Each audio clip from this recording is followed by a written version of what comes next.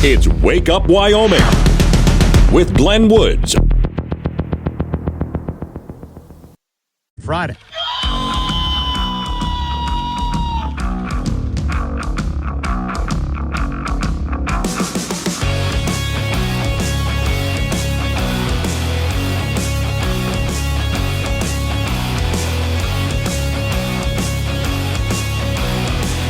.06 the time.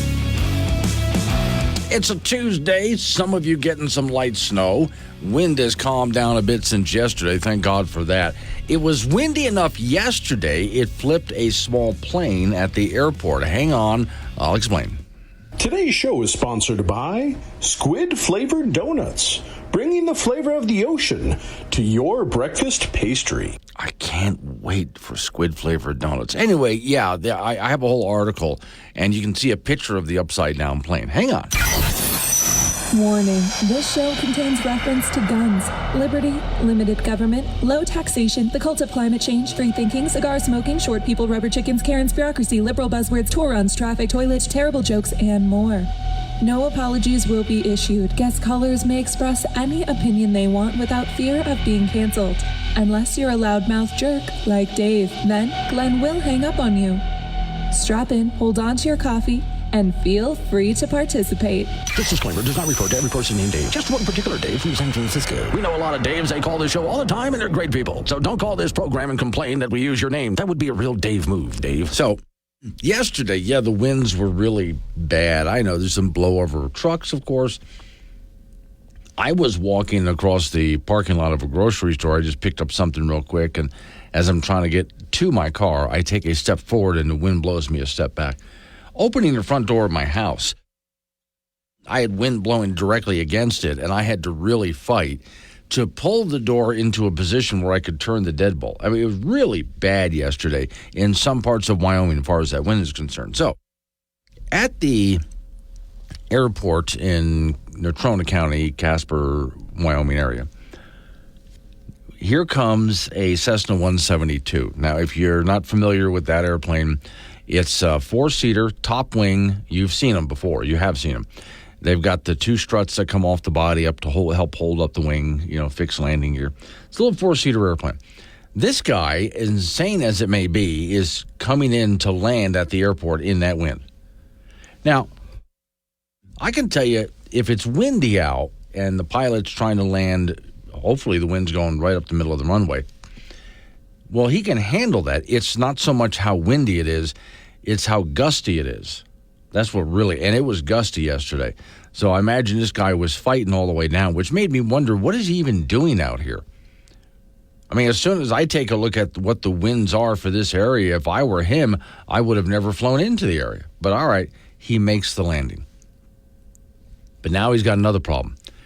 He has to taxi to where he's going to park. All right, so as he turns, that means he's turning sideways to the wind. He's not facing into the wind. With enough of a gust, even with the engine off, the airplane would lift up again with enough of a gust.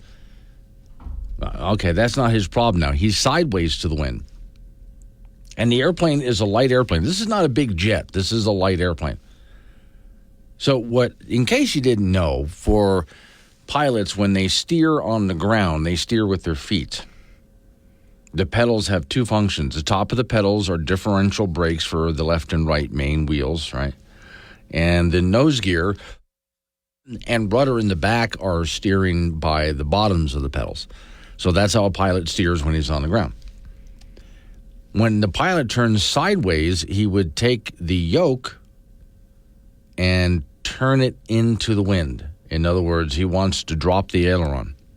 The idea is, if a gust of wind gets underneath that wing and tries to flip it, because the aileron is turned down, the wing would push to the ground rather than lift up. Okay. But that only works with a certain amount of wind. When it gets to be too much wind, plane's going to flip no matter what. And so, the plane was picked up and flipped completely upside down. So now you imagine how the pilot's feeling after this happened. He's okay. There was nobody else in the plane, just the one guy. There's a picture. There's, you go to Wake Up Wyoming website. We have this story. There's a picture of the airplane upside down. Damage done to the wing, of course, since the plane's upside down on it, and damage done to the rudder because the plane's upside down on it. The rest of the airplane's finally, probably just okay. But that's how that can happen, and that's how windy it was yesterday. It just picked up that little airplane and went flip right there at the Casper Airport. All right. Today, there's Jim. Yeah, I saw your note, Jim, on my Facebook page. What kind of an idiot would fly in that wind? That idiot. Yeah, I agree. When I looked at it, it's not just a matter of me walking around in the wind yesterday like a lot of you were trying to drive. So let's say you're a pilot from outside of the area, and you're trying to fly. Now this, I looked at the tail number. The plane is registered to Midland, Texas. So I don't think he's a local guy. I didn't see anything about him being a local guy. So I picture he's just trying to fly cross country for some reason, I guess. Okay. Well, a lot of planes pass through Cheyenne and Casper and refuel on the way. But still, if you're piloting properly, you're supposed to be doing this thing called a weather briefing. And if you take a look at the winds for this part of Wyoming yesterday, any good pilot would have said, steer clear. Don't even. Just don't buy. I don't care if you have to get somewhere. Don't. There would be like a wall of wind from Colorado up to Montana telling you, you're not going through today. Just don't. But somehow this guy decided, well, I'm going to anyway. Well, do you think, Jim, that he learned his lesson? Or is he the level of stupid that would just go ahead and, I guess insurance covers this? I don't know. If he can get his airplane fixed, that he's going to go out and try this again at some point. Because I would hope that, you really shouldn't ever have to learn that lesson, is my opinion. You should never have to learn that lesson. You should have learned it well before, the hard way. You should have learned it a long time ago when getting the pilot's license. When you see those kinds of winds and you're in some little airplane, just don't. If you can't go around, then you're not going today. That's just the way that is. Same goes for truckers. Every so often I see highways being closed. There's those signs they have up above the highways here in Wyoming that say the highway's closed to high-profile vehicles. And yet, if I'm on that road at the time, I look around and I see a bunch of high-profile vehicles. And every so often, one of them is sideways or upside down in the ditch somewhere. And every so often, somebody who's pulling a pretty good-sized trailer, and they wind up in trouble in the ditch somewhere. And I look at this and I think, guys, I know you want to get somewhere, but you got to take a look at your weather conditions and just decide, I would really like to, but I'm just not going to do that today. Yeah, you're right, Jim. Jim sends me a note here saying the guy was with a pipeline company. So I guess I'm thinking, Jim, that's not his airplane. If he's with a pipeline company, I'm guessing he didn't own the airplane, but the company does, I guess. I don't know. Who knows? He might even be the owner of the company. I don't know. But to drivers out there, as well as pilots out there, you really need to be told this? This also goes with the I've been on the highway, not intentionally. I've been out, and I know a lot of you have too, on either an interstate or back highway in Wyoming, and the weather's not doing what the forecast says. And all of a sudden, I'm caught in a blizzard. The highway's been closed, and yet I'm still out there stuck on it. And that's not what the forecast said it was going to do. So I'm very careful about that. But like some other people, I've been stuck in that on a couple of occasions. Now, my strategy when driving that is stay in the lane that's been paved if I'm on the interstate. And I allow myself to get caught behind as many big vehicles as I can because they're warming the road in front of me. And I don't care if we're going 25 miles an hour. Then there's always those idiots who say, well, the speed limit's 80, and they get into the unplowed lane and they go tearing down the highway to 80 miles an hour, and we all see them further up the road in the ditch, hopefully not on their side. And you always got to wonder, what the hell is it with that mentality? Is that macho mentality? I can handle it. Watch this. No, you can't, and you're just an idiot. You mind if we ask you a quick question? Sure, go ahead. What you got? We're doing a survey, and we're asking people, what would you do if somebody broke into your house with the intentions to rob and harm your family? Oh, I'd call 811. 811? You mean 911? No, 811, because I'm going to need to know where to dig a hole. Wake up Glenn Woods. Make your voice heard at 888-97-WOODS. This is AM 1030, K2 Radio.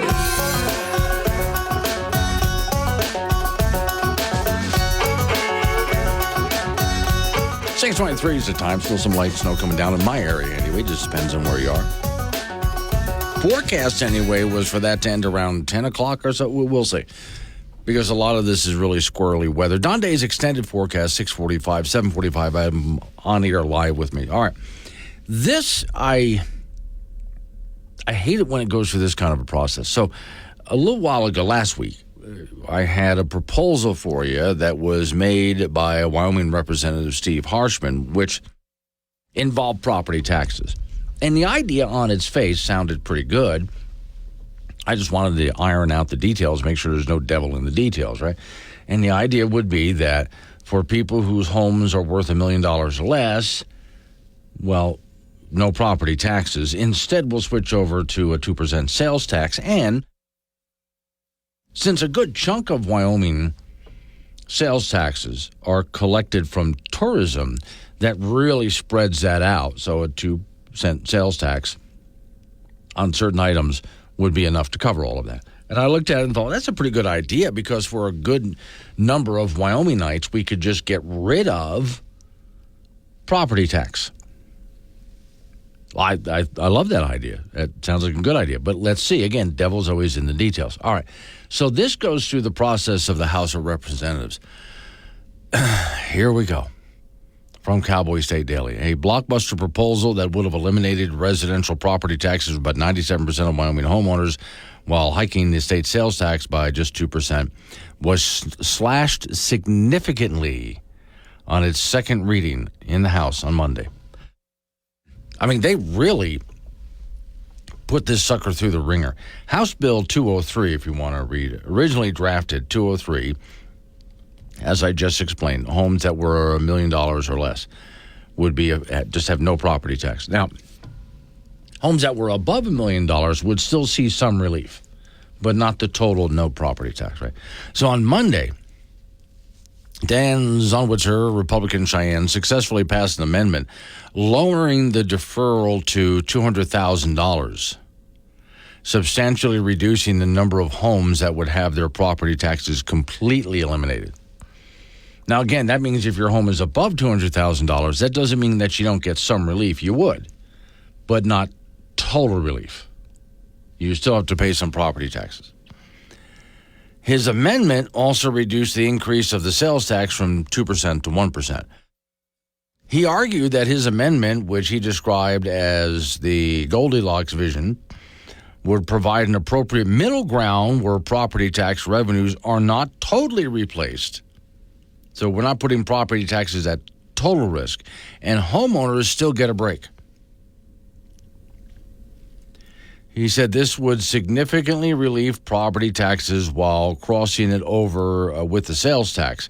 He said, I think it's a good intermediate step to consider what we can do to help everybody out with increasing property taxes.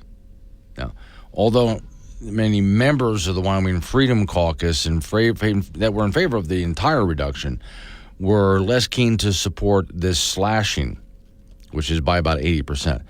Quote, we're still increasing sales tax by 1 cent, which does bring in a lot of tax revenue. Still, said Ben Horick, a Republican of Cheyenne, Representative Janet Ward went the other way, proposing an amendment that would have locked in the $1 million exemption through 2034. That amendment failed. Now, there were also other amendments Monday that delayed implementation of this bill with a start date of 2025 and a sunset date of 2027. The bill Representative Bill Alderman, Republican Midwest, spoke against the delay in implementation for this relief. You know, in other words, we have this problem now. Why not offer people some relief right now with this thing? Harshman said he wasn't opposed to a delay rolled out, but warned that too much could change in the legislature in the next election cycle. He said, I want to keep working on this rather than kicking it down the road. They've got like 2 weeks left on this legislative session, so they better get to move on.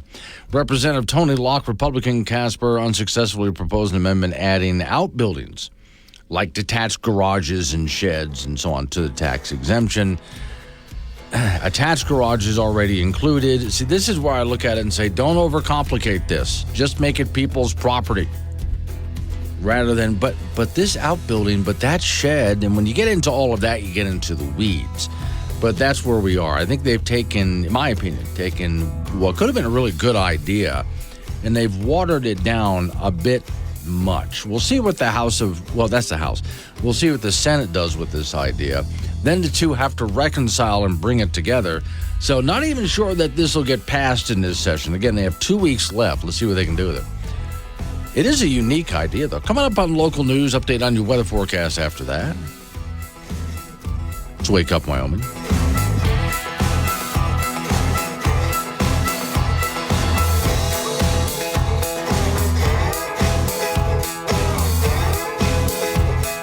And Friday. If it's happening in Wyoming, it's on Wake Up Wyoming with Glenn Woods from K2 Radio. Join the conversation at 888-97-WOODS.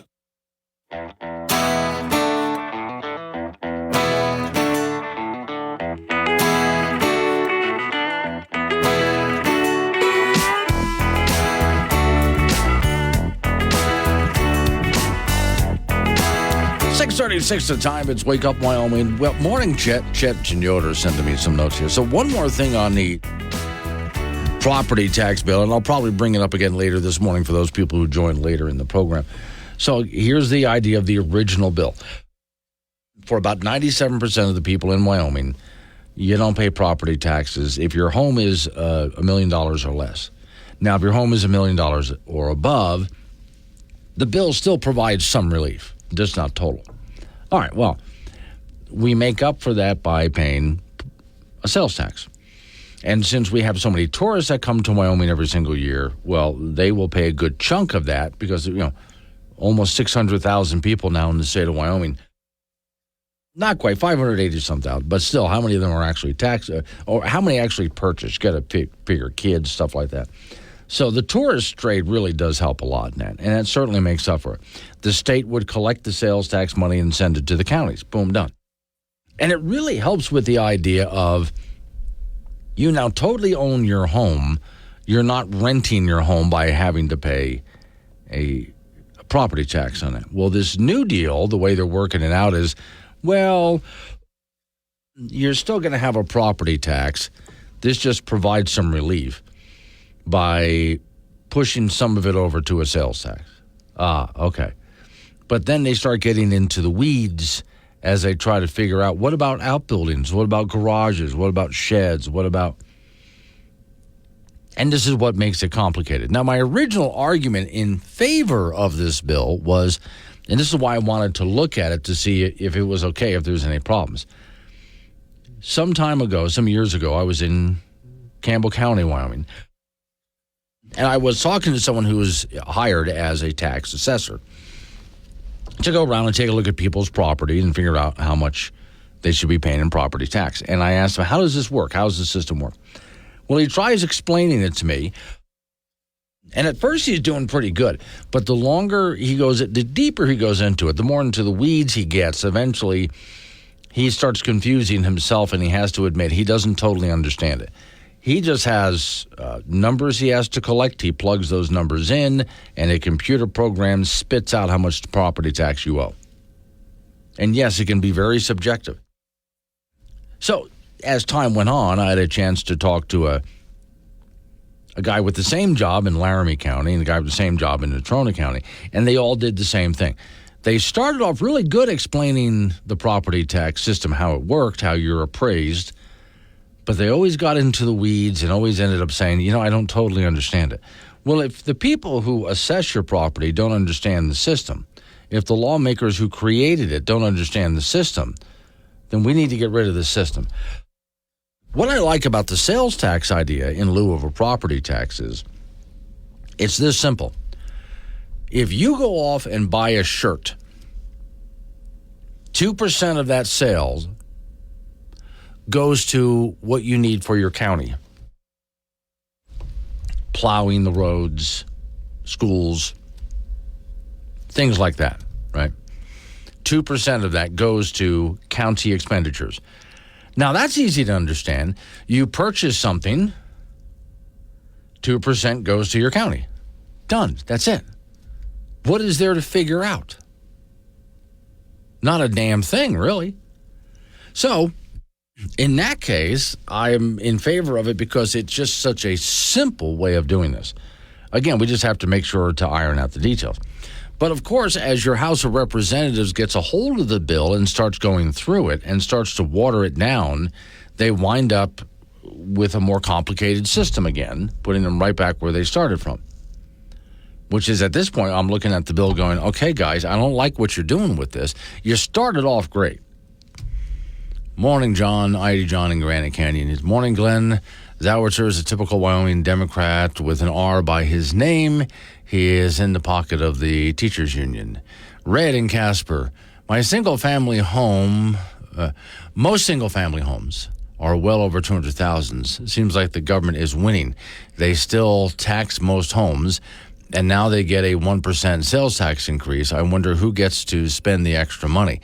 Well, I don't know that there would be extra money in this because your home tax would be less. Even if your house is above $200,000 under this bill, you still get some relief from that.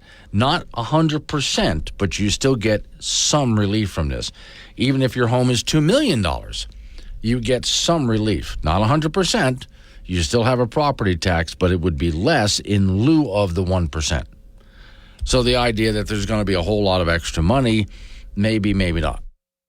We'll have to see about that. Then there's the idea we need this kind of tax relief like now. In some areas, people are running the risk of losing their homes right now. But they want to start this program, 2027? If it's a good idea, why the wait? 642, Wake Up Wyoming. He's talking to himself in a padded room, and you could be the voice in his head. Join the conversation on Wake Up Wyoming, 866-97-WOODS.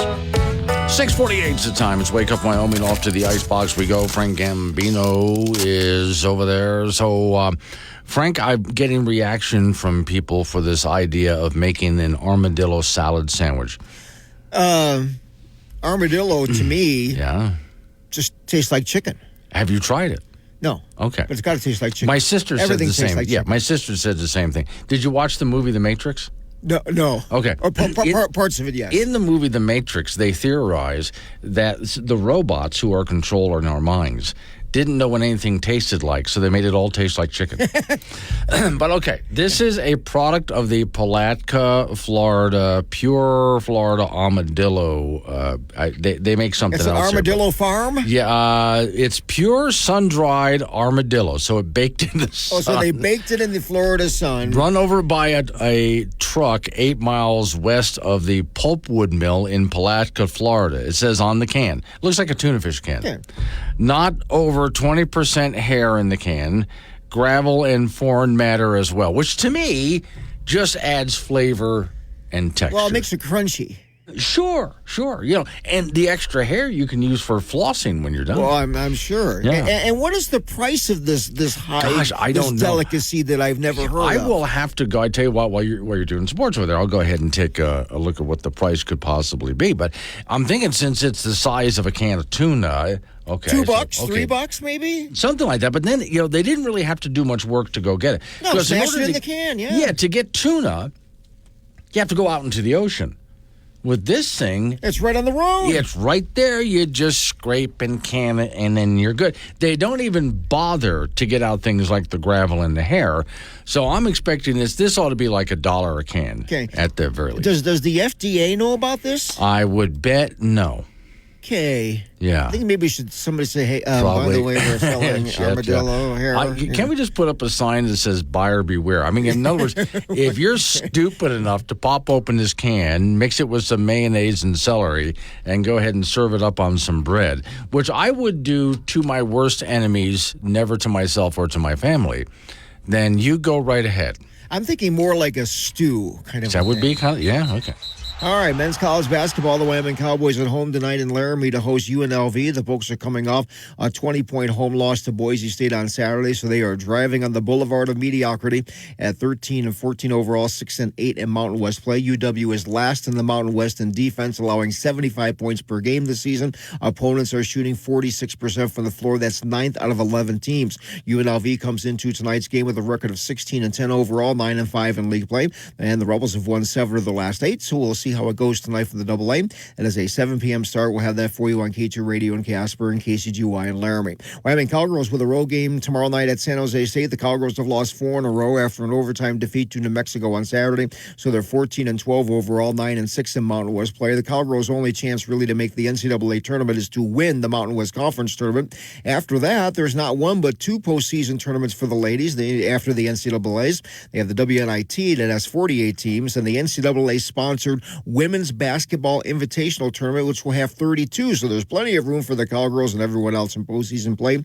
That's an 8 p.m. tip-off tomorrow from San Jose. Boys High School basketball from Friday in 4A. Laramie over Cheyenne South, 77-51. Cheyenne Central led Cheyenne East, 78-72. Sheridan dipped the Trona, 53-51. And also in 4A on Saturday, Rock Springs beat Kelly Wall, 60-53. The 4A and 3A regional basketball tournaments for the high schoolers start on Thursday. The 4A West will be in Green River with Kelly Walsh meeting Star Valley at noon on Thursday. The 4A East will be in Sheridan, and Cheyenne Central plays Campbell County at noon on Thursday, followed by Natrona and Cheyenne East at 1:30, Sheridan and Cheyenne South at 6:30, and Laramie will play Thunder Basin at 8 p.m. There's 5 good teams in the East, and just 4 will make the state tournament. In 3A, Glen Rock will be in the East Regional in Rawlins and play Rawlins in the opening round on Thursday, on Thursday at noon. State High School indoor track and field meet will be Friday and Saturday in Gillette. This will be a huge event, and the 4A and 3A schools will compete separately in classifications for the second straight year. And that's it in sports. So some of these cans, depends on where you buy it from, they're trying to sell, they're the size of tuna cans. They're trying to sell it for like $2-3. Okay, that's not bad. Okay, but my thought is that's still too much because you're just scraping it off the road.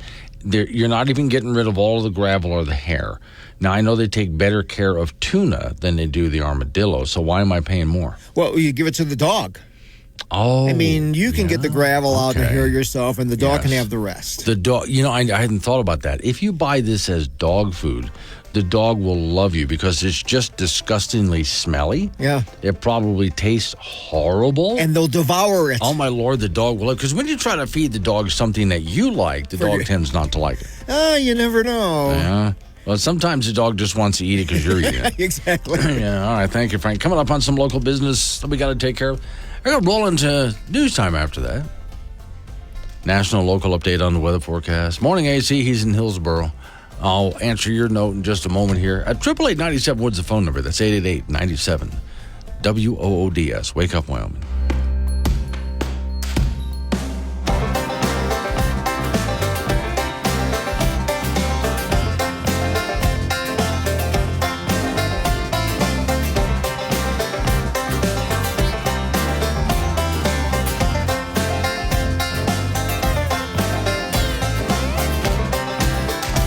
Friday.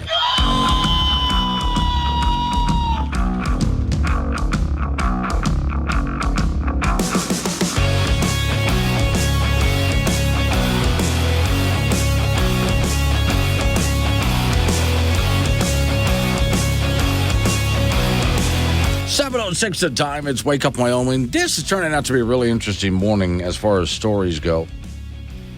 Have a look at the Wake Up Wyoming site. I'm sure Miss Mary will alert it out later this morning. But yesterday, because of heavy winds, a small airplane, a Cessna 172, was trying to taxi at the Casper-Natrona County Airport after it landed in heavy winds. It shouldn't have been up there in those winds.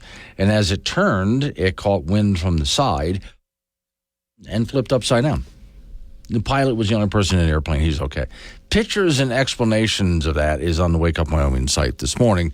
And again, Miss Mary will go ahead and answer that. Also, the discussion, and I'll get more into it as I know more details, that idea for property tax in Wyoming where we wouldn't have property tax for people whose homes were $1 million or under in lieu of a 2% sales tax. Okay.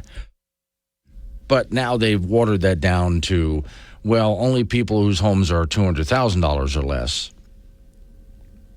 would have no property tax in lieu of a 1% sales tax. But remember, anyone whose home is above $200,000, you still get a big tax break on your property taxes.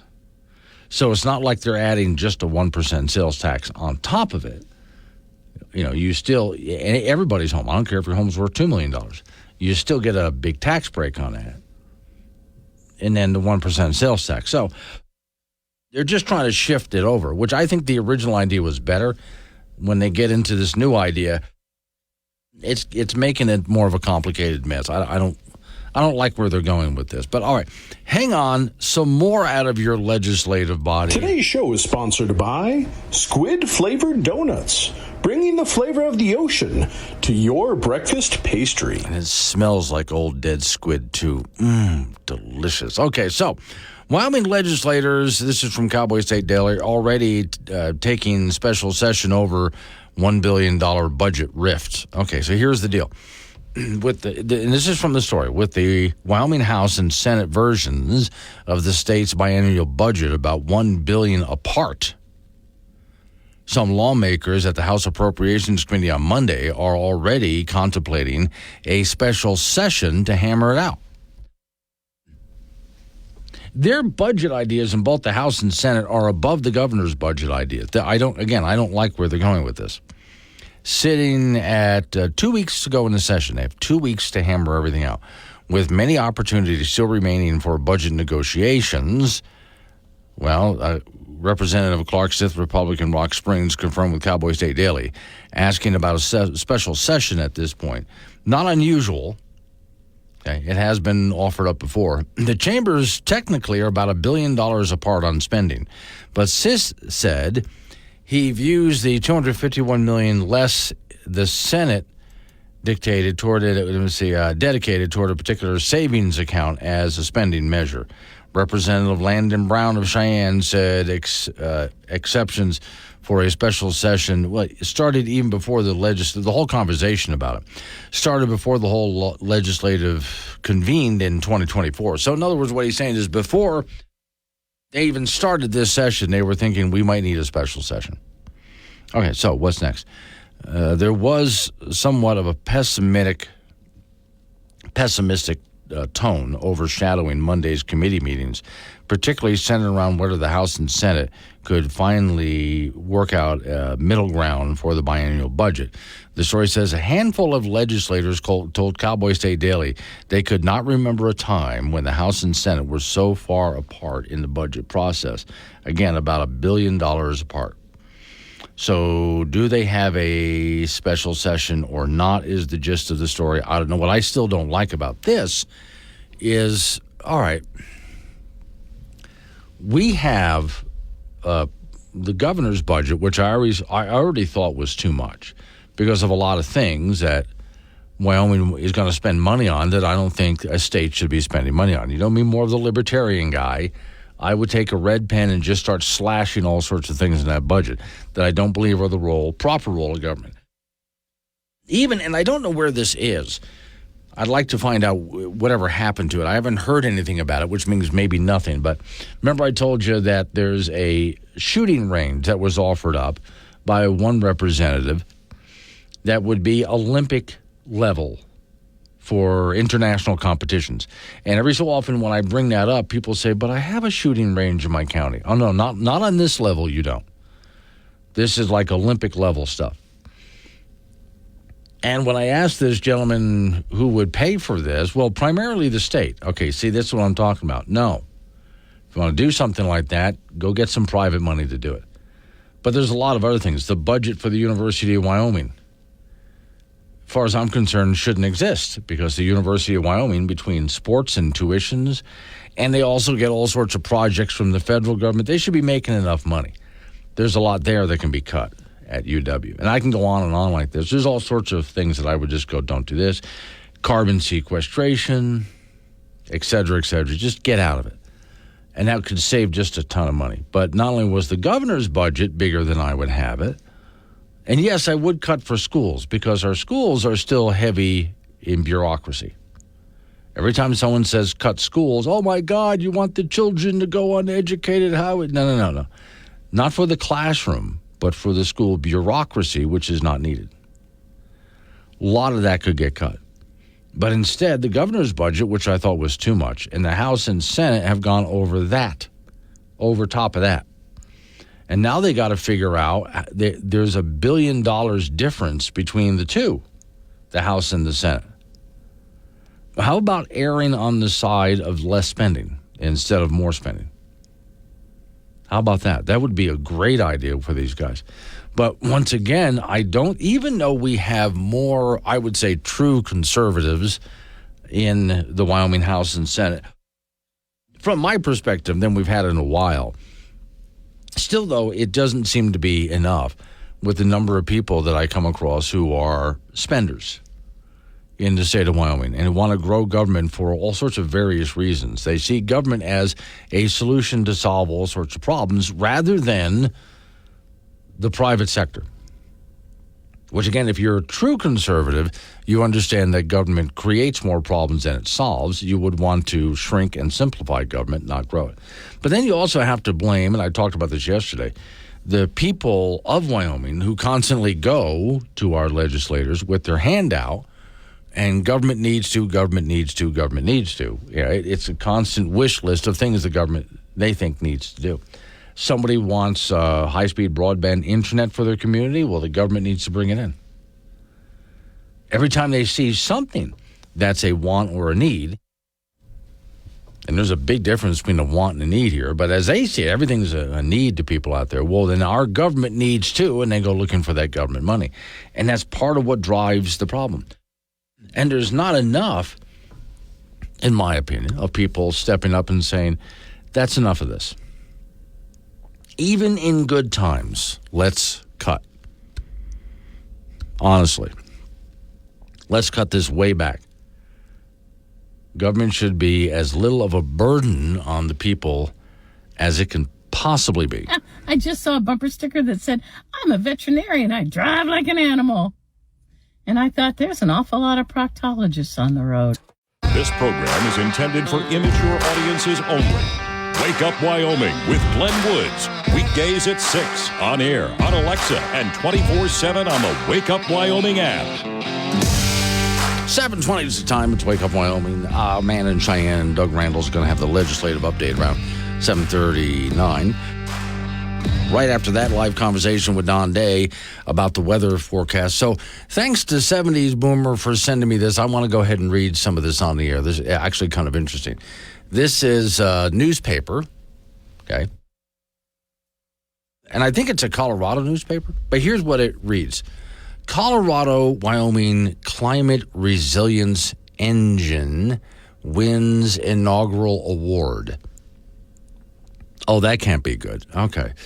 U.S. National Science Foundation last month announced the Colorado-Wyoming Climate Resilience Engine, COWI engine, is a regional.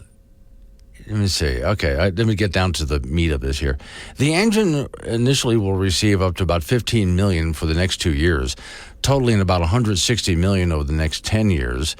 The engine is a groundbreaking initiative focused on driving innovation in climate resiliency, which will catalyze a series of significant outcomes to reshape the landscape of reliable climate technologies and economic development in Colorado and Wyoming. These two states have been, and you're going to love this. If you thought that was bad enough and vague enough, by the way, then there's this. The two states that have grappled with 2 decades of environmental challenges, such as airification, extreme weather events. Okay, so, that stuff never happened until the past 2 decades, right? Yeah, weather events like that never happened, and bad weather never happened until the past couple of decades, I'm sure.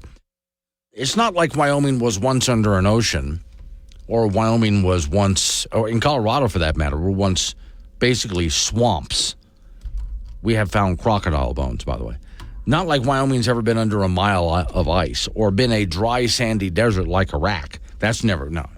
In fact, did you know the world was in black and white until color was invented in the 1970s? Then people started to see in color for the first time. So this whole idea that the two states have been grappling with 2 decades of environmental challenge. There's always been environmental challenges. Since when hasn't there been? But all right, reading on. The engine led by, Innosphere Ventures will drive the development of commercialized innovative solutions to support communities to monitor and mitigate and adapt to climate impacts, according to a news release. The engine will focus on the development of commercializing of advanced climate resilient technologies, spanning from environmental monitoring to predictive analytics. Okay, so I was wondering this whole time, what exactly are they talking about here? Oh, so you're just talking about monitoring, like weathermen do?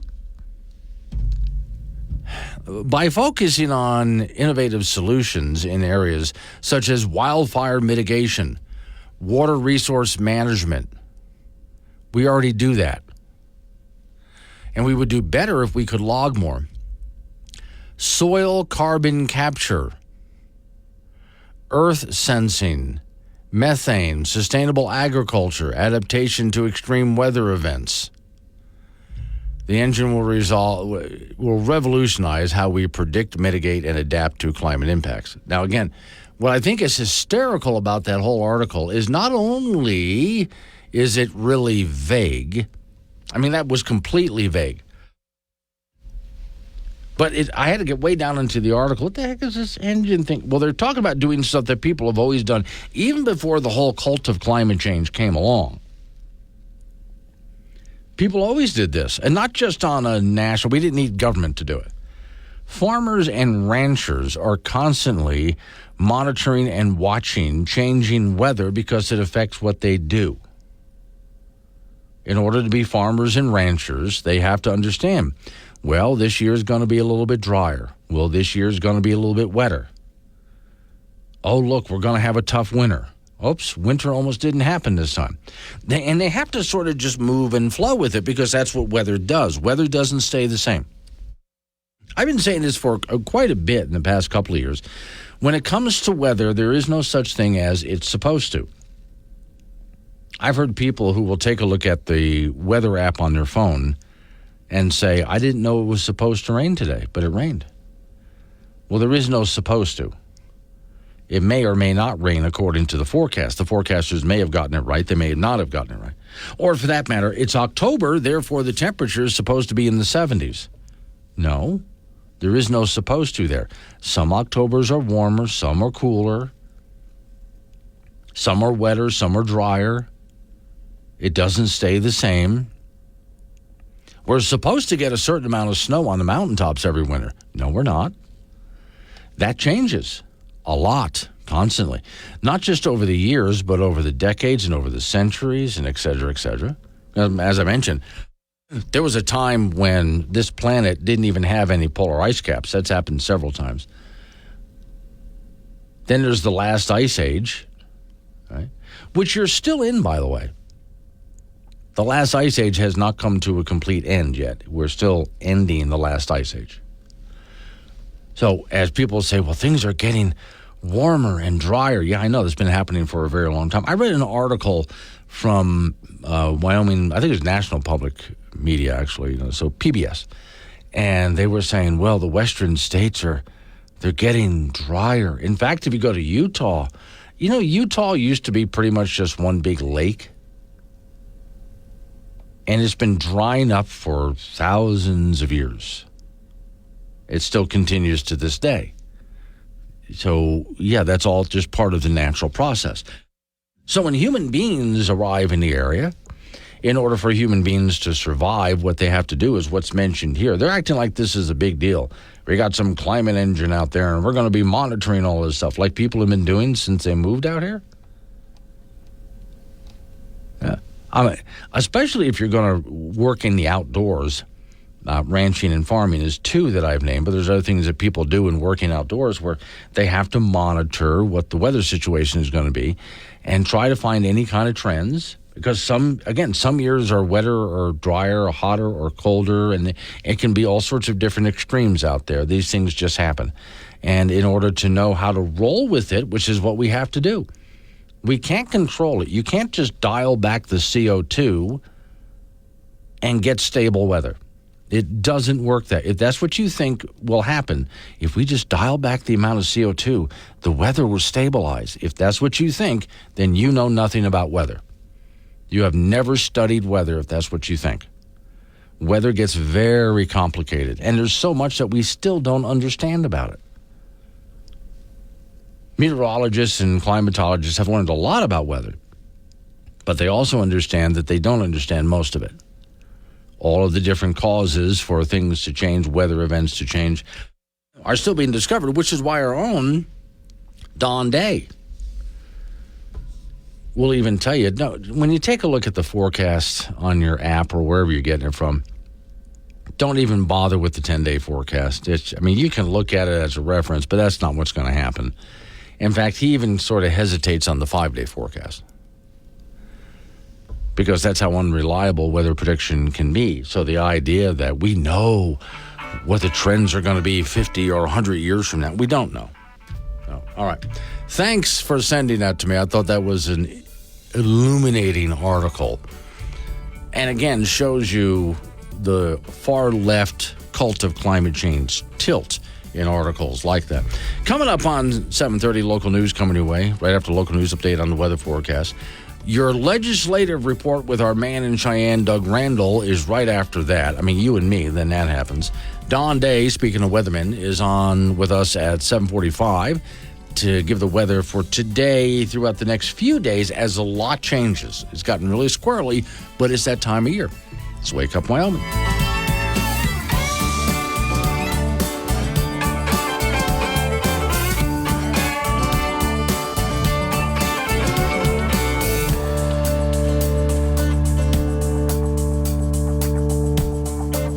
Friday. Glenn Woods. He talks to you, not at you. Be part of the show at 888-97-WOODS. This is Wake Up Wyoming on K2 Radio. 7:36 the time. It's Wake Up Wyoming. So I was sent this, which I'm going to read to you. It's from a bulletin board at the University of Wyoming, where there's a lot of flyers that people put up there for all sorts of different events. People like to get involved in many different kind of fun events. Like here's one. There's a party that they're having, and one of the categories at the party, dress up as your favorite book or movie character, and refreshments are available, light food, et cetera, et cetera. Okay.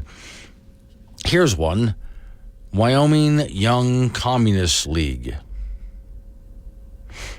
Yeah, I'm reading that correctly. Wyoming Young Communist League, which of course makes me wonder, is that a joke? Or are they going to, I hope they're going to teach the horrors of communism, but okay. So here's a picture of Lenin. Want to know more about communism? Join us for our educational meeting every Friday from 3 to 4 p.m. at the Union Room 315. During these meetings, we discuss readings on communist theory and talk about the applications and how to implement it in today's world and on campus. Oh, okay. So, in other words, you want mass poverty and starvation under a police state with slavery and mass graves. Got it. That's what you're advocating. All right. Our goals on campus. Oh, they have goals on campus. Okay. By the way, this is a really good-looking flyer. It's really well done. So let's see. Student organization approved. Okay, our goals on campus. Working with other campus groups to promote equality and fight transphobia on campus. Now, by the way, equality, according to communism, means everybody suffers. Promoting education on communist theory about the goals and priorities of communism. Well, as I said, police state, slave state, and starvation and punishment, torture chambers and mass graves. Being active in campus politics and staying informed about activities and encourage national and international workers' solidarity efforts. Okay. And it's the Wyoming Young Communist League. I am hoping that if you go to one of these meetings, there's like 3 people at most that attend something like this.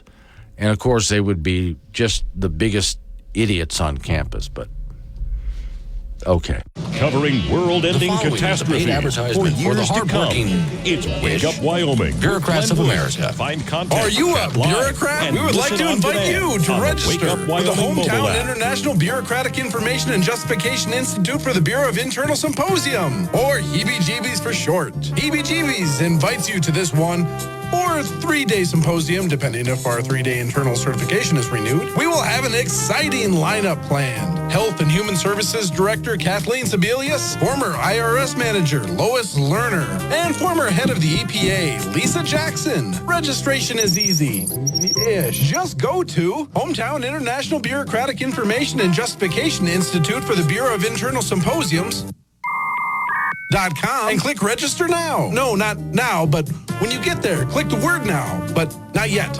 You'll be directed to a site requesting you to fill out a small 12-page application. This application gives you the EBGB's information and authorizes you to print off a short 37-page registration form. After dedicated, reliable-ish, hardworking from 10 to 3 Monday, Wednesdays, and Fridays. They are the American bureaucrat, because the engine that was America's progress and success was running a little too fast and efficient. Who knows where all of this innovation and success was going? So for the good of the nation, somebody needed to slow it down. It took a lot of paper to jam up those gears of progress, but no one knows paper like the bureaucrat. And America was too rich compared to the rest of the world. Can't have that. No one knows how to make your money disappear like the proud men and women of the American bureaucracy. So, America, take all your great ideas and big dreams and flush them. And if you find your dreams coming true, don't worry. The American bureaucracy has a ton of paperwork and a line for you to stand in.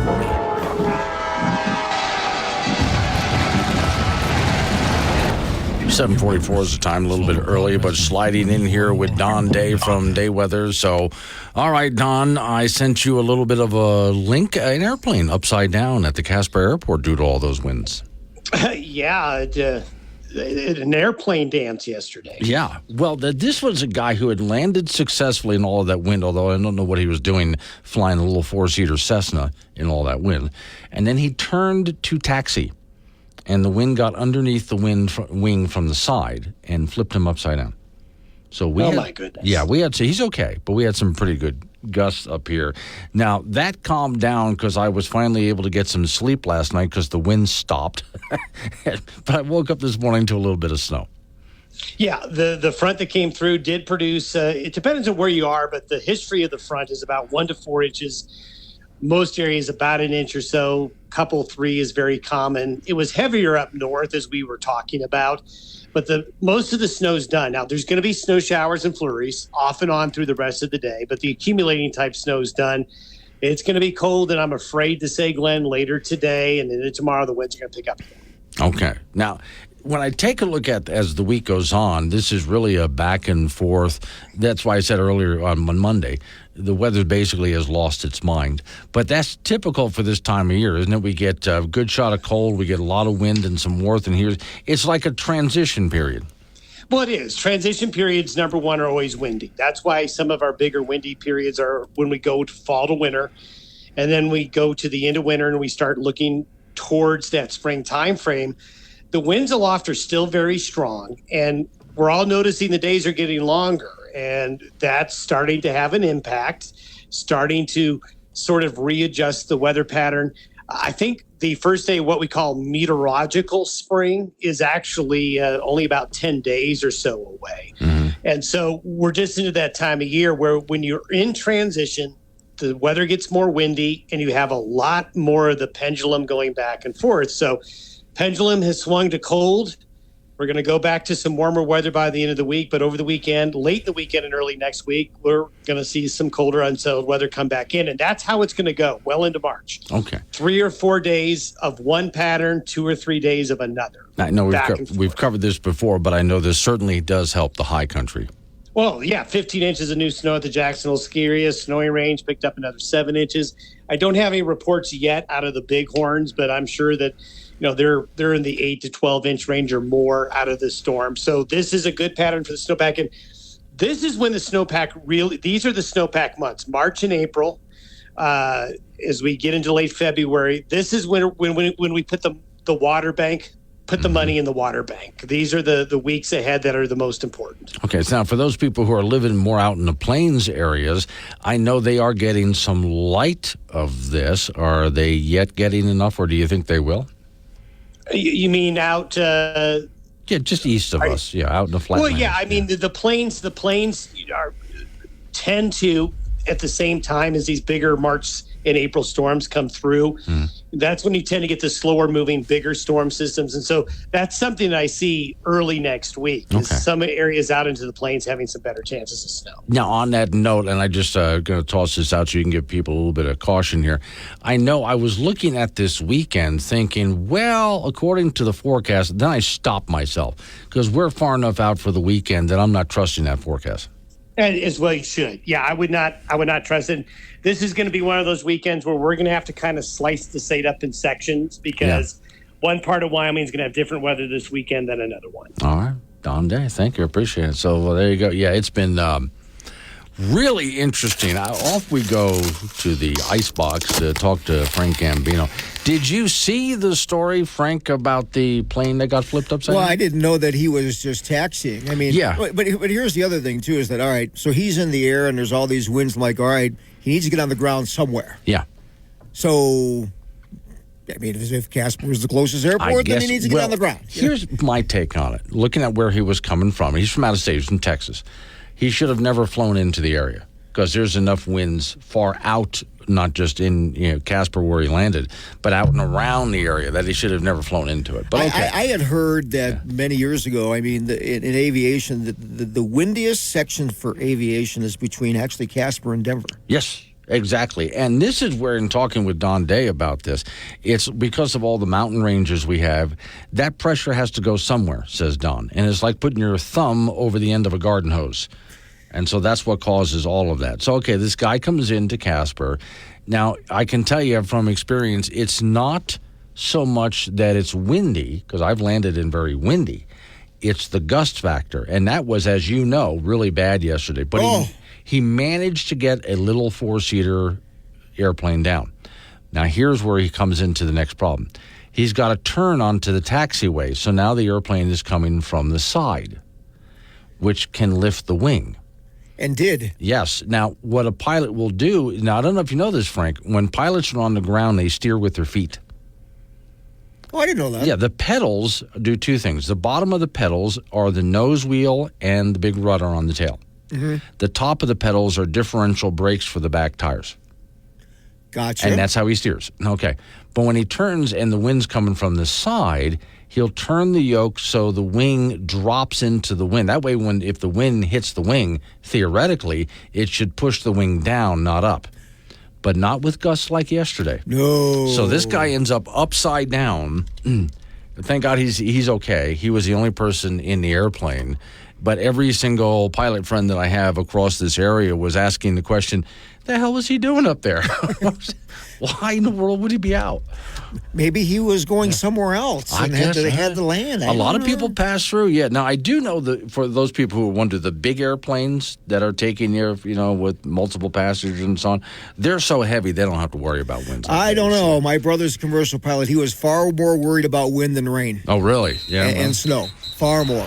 Men's college basketball, the Wyoming Cowboys at home tonight in Laramie to host UNLV. The Pokes are coming off a 20-point home loss to Boise State on Saturday, so they're driving right on the boulevard of mediocrity, 13-14 overall, 6-8 in Mountain West play. UW is last in the Mountain West in defense, allowing 75 points a game this season, and opponents are shooting 46% from the floor. That ranks 9th out of 11 teams. And UNLV comes into tonight's game with a record of 16-10 overall, 9-5 in league play. Rebels have won 7 of the last 8, and we'll see how the game goes tonight at the AA. That's a 7 p.m. start. We'll have that for you on K2 Radio in Casper and KCGY in Laramie. The Wyoming Cowgirls will be on the road tomorrow at San Jose State. The Cowgirls have lost 4 in a row after an overtime defeat to New Mexico on Saturday, so they're 14-12 overall, 9-6 in Mountain West play. Cowgirls' only chance at the NCAA tournament now is just to win the Mountain West tournament. After that, there's not one but 2 postseason tournaments after the NCAAs, the WNIT, which will have 48 teams, and the new NCAA-sponsored Women's Basketball Invitational Tournament, which will have 32. So there's plenty of room for the Cowgirls in postseason play. That'll be an 8 p.m. start tomorrow night, from San Jose. Boys high school basketball from Friday in 4A, Laramie over Cheyenne South, 77-51. Cheyenne Central led Cheyenne East, 78-72. Sheridan nipped Natrona 53-51. And in 4A on Saturday, Rock Springs over Keller Wall, 60-53. The 4A and 3A regional high school basketball tournaments will start on Thursday. The 4A West will be in Green River, and Kelly Walsh will meet Star Valley in the opening round on noon on Thursday. The 4A East will be in Sheridan, and in the opening round, Cheyenne Central plays Campbell County at noon, followed by Natrona East at 1:30, Sheridan and South at 6:30. Laramie will play Thunder Basin at 8, all on Thursday. There's 5 good teams in the East, only 4 is going to make the state tournament. In 3A, Glen Rock will be in the East Regional in Rawlins and play Rawlins in the opening round at noon on Thursday. The state high school indoor track and field meet will be Friday and Saturday at the Campbell County Rec Center in Gillette. This is a huge event with 3A and 4A schools competing separately for the second straight year, and that's it in sports. Okay. Boy, again, that's just a lot going on. Oh, yeah. Well, we'll make it. When does I lose track? When does all the high school sports wrap up? It'll be this weekend is very busy with the 1A and 2A high school basketball tournament in Casper and 3A and 4A regionals around the state and state track this weekend. Then the following week, we'll have the state 3A and 4A state basketball tournament in Casper also. So next 2 weeks. Oh, okay. So you're going to be really, but at least this weekend, you're going to be in town again, it sounds like. Yeah, and next week too. So nice. I don't. Well, I hope I'll be. Never know with the wind where it could end. Get to sleep in your own bed. Your cat is not lonely. No. What do you do with your cat when you're out of town? It just chills out. Oh, okay. Yeah, cat take care. You just hand them the TV remote. Yeah. They watch like Animal Kingdom or whatever. Stuff like that. Yeah. Okay. Does he know how to operate the can opener without you? Yeah. He's pretty good. Does, yeah. Oh, you're screwed. All right. Thank you, Frank. Coming up on said no. Never let your cat figure out how to open up if they ever get opposable thumbs, we're done as a race. Coming up on some local business we have to take care of. Then news time after that. National local update on the weather forecast. Open phones comes our way. Wake up, Wyoming.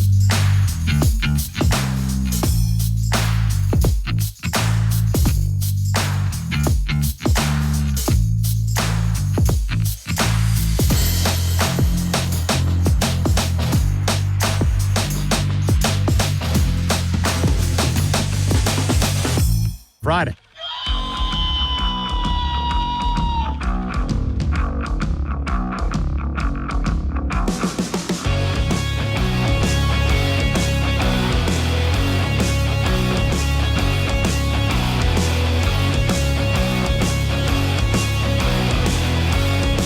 Time is 8:06. It's Wake Up Wyoming. My name's Glenn Woods. So, okay, 888-97 Woods, the phone number. That's 888-97-WOODS. Remember that. You might need it. Today's show is sponsored by squid-flavored donuts, bringing the flavor of the ocean to your breakfast pastry. Smells just as bad as you're thinking. So, yeah, open phones. We've reached the most dangerous points of this program, which happens every single day, not just at Fridays. Warning. Wake Up Wyoming is about to enter daily open phones. This means that anyone will be allowed to call in and talk about anything. I mean, imagine if we actually allowed you on air to say anything you wanted. Scary, right? Well, we're just that brand of crazy. If you are offended by what other people think, then maybe you want to tune out right about now. Just saying. If you should choose to call, just remember, the more funny and interesting you are, the longer Glenn will keep you on the line. Obnoxious jerks will be hung up on. Dave, all right, strap in, and let's do this thing. 888-97 Woods, the phone number. That's 888-97-WOODS. So, for those who didn't hear the first hour of the program, I'm going to go through this real quick. The story is on the Wake Up Wyoming site, and Cowboy State Daily has a nice long article on it. But so I was really interested in a piece of legislation which would get rid of 97% of Wyoming property taxes. You just wouldn't have them. And remember, that proposal was if your house was $1 million or less, no property taxes. Instead, they would do a 2% sales tax, which would be collected by the state and sent to your county. And if you're wondering how do we pay for all of that, well, we have a lot of tourism in that state, and so that takes up a good chunk of it right there. So that would certainly help. Pretty good idea for those people who wanted to get out from under property taxes on their homes, right? Now, this goes through the legislative process. And already they're watering this down and making it so, okay, if your house is $200,000 and less, you have no property tax. Under the current proposal, $200,000 or above, I should say, $200,000. It can be $2 million. You get some relief, but not total. And there would be a 1% sales tax instead of a 2% sales tax.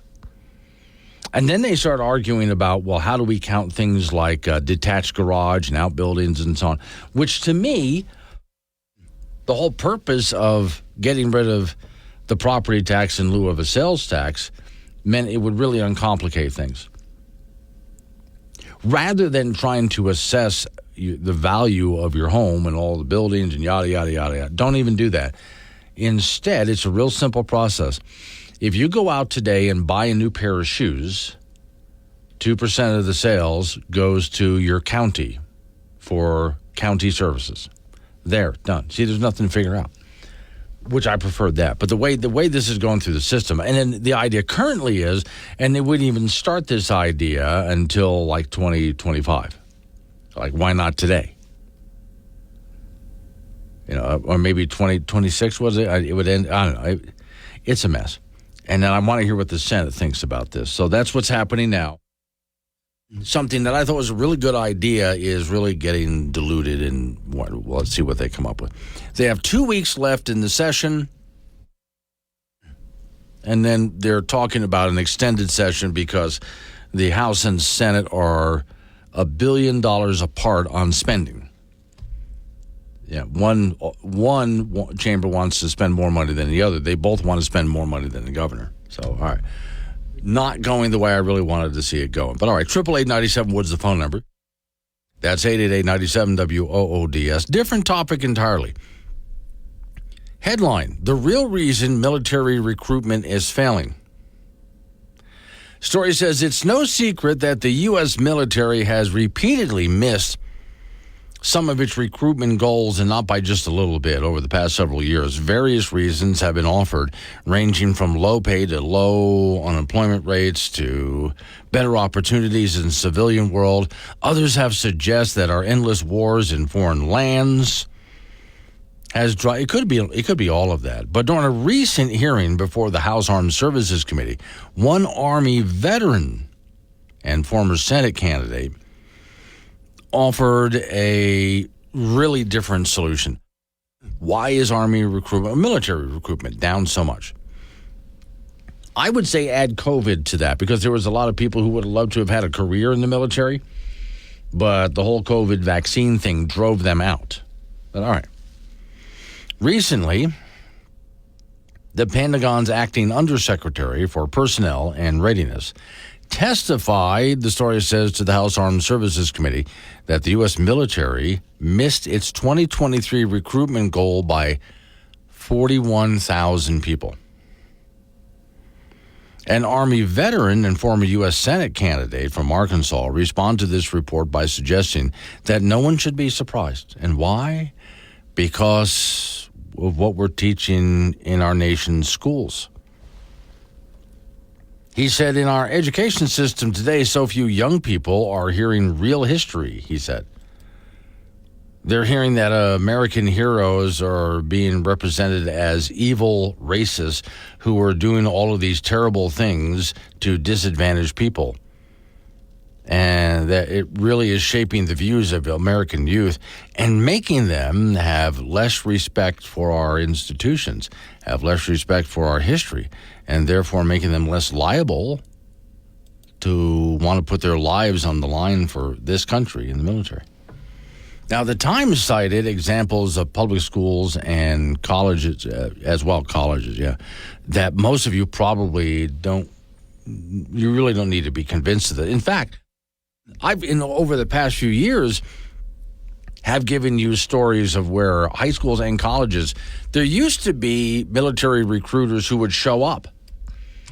I mean, they would have like career day in high school, right? And I remember going into the gym, and the gym had been taken over by all of these different tables we can go to. It was packed, jammed.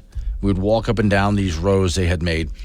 And there's all these different business recruiters trying to convince high school people, you want a career with us. And represented there was military, because a career in the military is a great thing to do. But there's a lot of high schools around the country, we don't want that. We can't have the military here. As if it's a bad thing. In fact, colleges used to do the same thing. Military recruiters used to go to universities all the time looking for the best and brightest because they need officers of various types, engineers, all sorts of things. They would go looking for people and say, you ought to really think of a military career because, tell you what, the military can offer you a great career that you would be proud of, serving your country as well. And also on career days at universities, they would set up a booth. There are universities around the country that won't really allow that anymore and don't like the idea of military recruitment being on campus. And you get the idea of, if you think it's bad enough what they teach in high school, what they teach kids in college as well. Making people less and less apt to want to join the military to defend this country or think of it as an honorable profession. So I think there's a lot of truth in this story here. I don't think there's one reason. I think there's a list of reasons. But I think that's one of the big ones right there. I can help. Who's next? I just need one ticket for the matinee. Sure, that'll be $10.50. I would also like the senior discount, so it's only $6.50. Here you go. I'm sorry, sir. We can't just give out the senior discount to anybody. I wish we could, but I'm pretty sure you're not 60. I may not look 60. I sure do feel it. My eyes are going bad. I've got some arthritis, and last night I was up a dozen times to pee. I had supper at 3:30 this afternoon. I really do feel like 68. Yeah, I understand that, but it'll be $10.50. No, I'm serious about the senior discount. I really do feel 68. I'm sure you do, sir, but well, what does your driver's license say? 42. Well, there you have it then. You might feel 68, but your biological age is 42. So you're discriminating against me because of my biological age doesn't match how I really feel? Do feelings have no meaning to you, sir? And it's quite disgusting that you think you know me and can judge me based solely on the physical time that I've been on this earth. Do you really think that's acceptable behavior in this day and age? I guess not. So here's $6.50. Thank you. Hey, did you get my ticket? Oh, I also need another senior ticket? Excuse me? He feels like a 12-year-old. I need a child's ticket. Hey, Corey, what was that all about? I think he was an age activist or something. He felt he was a different age or...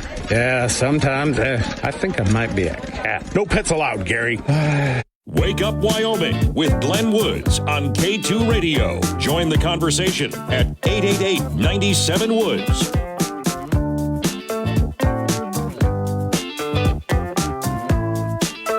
8:21's the time. It's Wake Up Wyoming. All right, off we roll now. And by the way, phones are open. So 888-97-WOODS, 888-97-WOODS.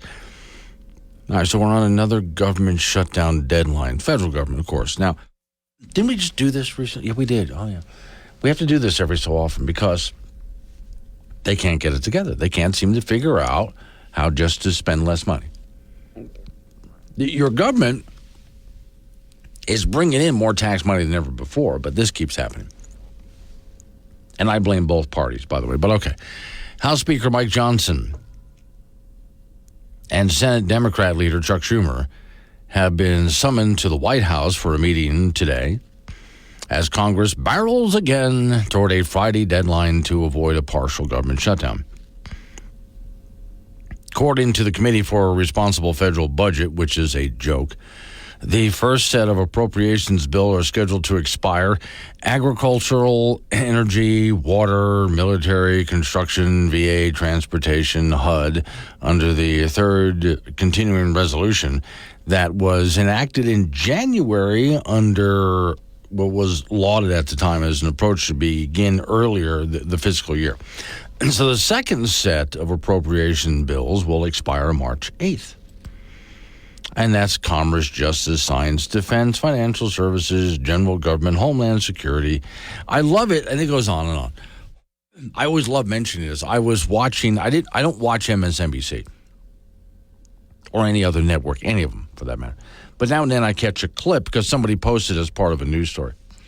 And there was this one host of some show, some lady on MSNBC that was acting all concerned because this was during one of the last government shutdowns when we were shut down for about a week or maybe two. And she acted all concerned about this. And when the government went into shutdown, she looked at the camera with a real sense of urgency and distress. Your government is shut down. In which case I look at that and go, well, good. First off, thank you. Appreciate it. Things will be a lot easier now. But also, very little of government actually gets shut down. Most of government never gets shut down. Never does. Yeah, there really never is a government shutdown. They say they're going to shut down all but essential services, but that's what government is supposed to be, just essential services. And we can certainly debate what essential services is. My definition is a lot tighter than most people. But okay, they keep doing this continuing resolution thing. A budget watchdog group noted that Congress has so far not enacted a full-year appropriations bill to reduce federal spending and reform entitlement programs and cut the debt. By the way, this current president will try to brag, well, I cut the deficit by $1 trillion. No, he didn't. He increased it by over $13 trillion, probably far beyond that by now. Quote, we need a plan to put the national debt on a downward, and here comes that word again, sustainable path before it's too late.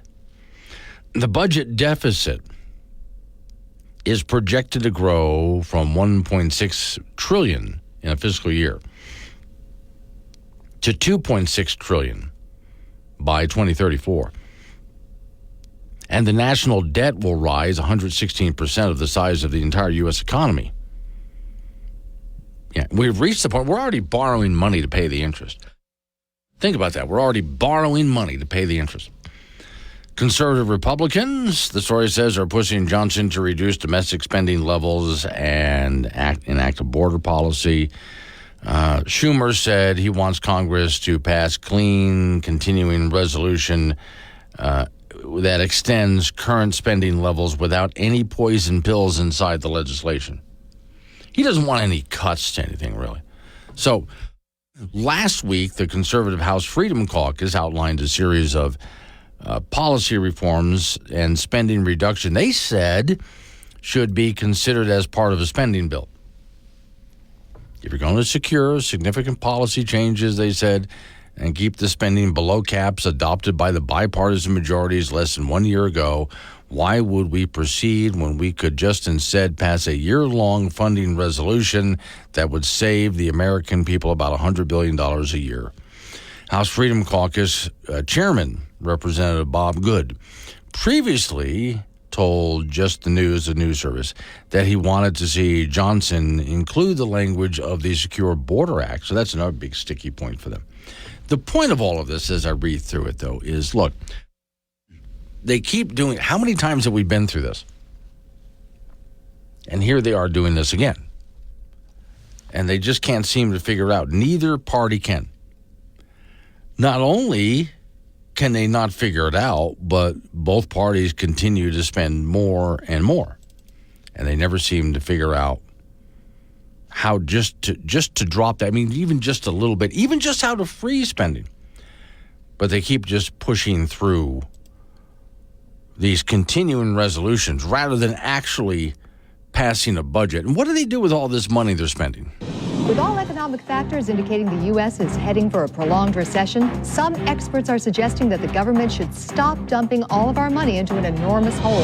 Is it time to close the national money hole? That kind of talk is alarmist and irresponsible. America needs the money hole. Right. Driving truckloads of money out into the New Mexico desert and dumping it into a massive pit is one of America's greatest traditions. It's a national treasure. Now, look, no reasonable person is advocating that we are going to stop destroying money. But the American people earn that money. They have the right to decide how it should be destroyed. Well, so you are in favor of personal money holes? Yes, people should be able to dump money into a hole in their backyard or flush it down the toilet. Let the free market decide the most efficient way of destroying money. My father worked 2 jobs so he'd have money to put in the money hole, and he never complained. Now, you can't depend on private money holes to destroy that money. Duncan's right. I mean, some of this money could blow away. Yes. Some of it may not be correctly buried. I mean, there's too many variables. That's why the government pours gasoline into the money hole and lights it on fire to make sure all the money is destroyed. I love the money fire. It's just like they say, you have to throw money in a hole and set it on fire to make money. Okay, but find the cheapest way to destroy that money, like shredding it up and feeding it to hogs. Tell that to the digger who's worked the graveyard shift for 20 years. Digging the hole is all he knows. The sheer number of shovelers that it takes to maintain that hole. But if we're talking about closing holes, I mean, what about the soldier hole? How about the energy hole? I mean, I can't believe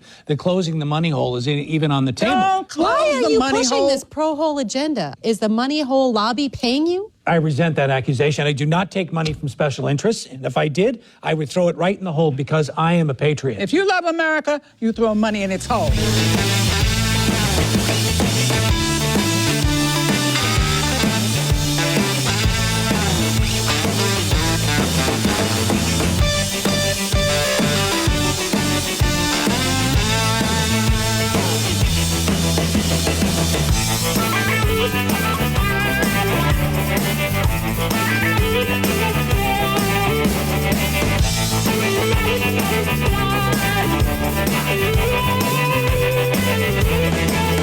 Friday. He's not a politician, but his pants are on fire. Could someone grab an extinguisher? Wake Up Wyoming with Glenn Woods.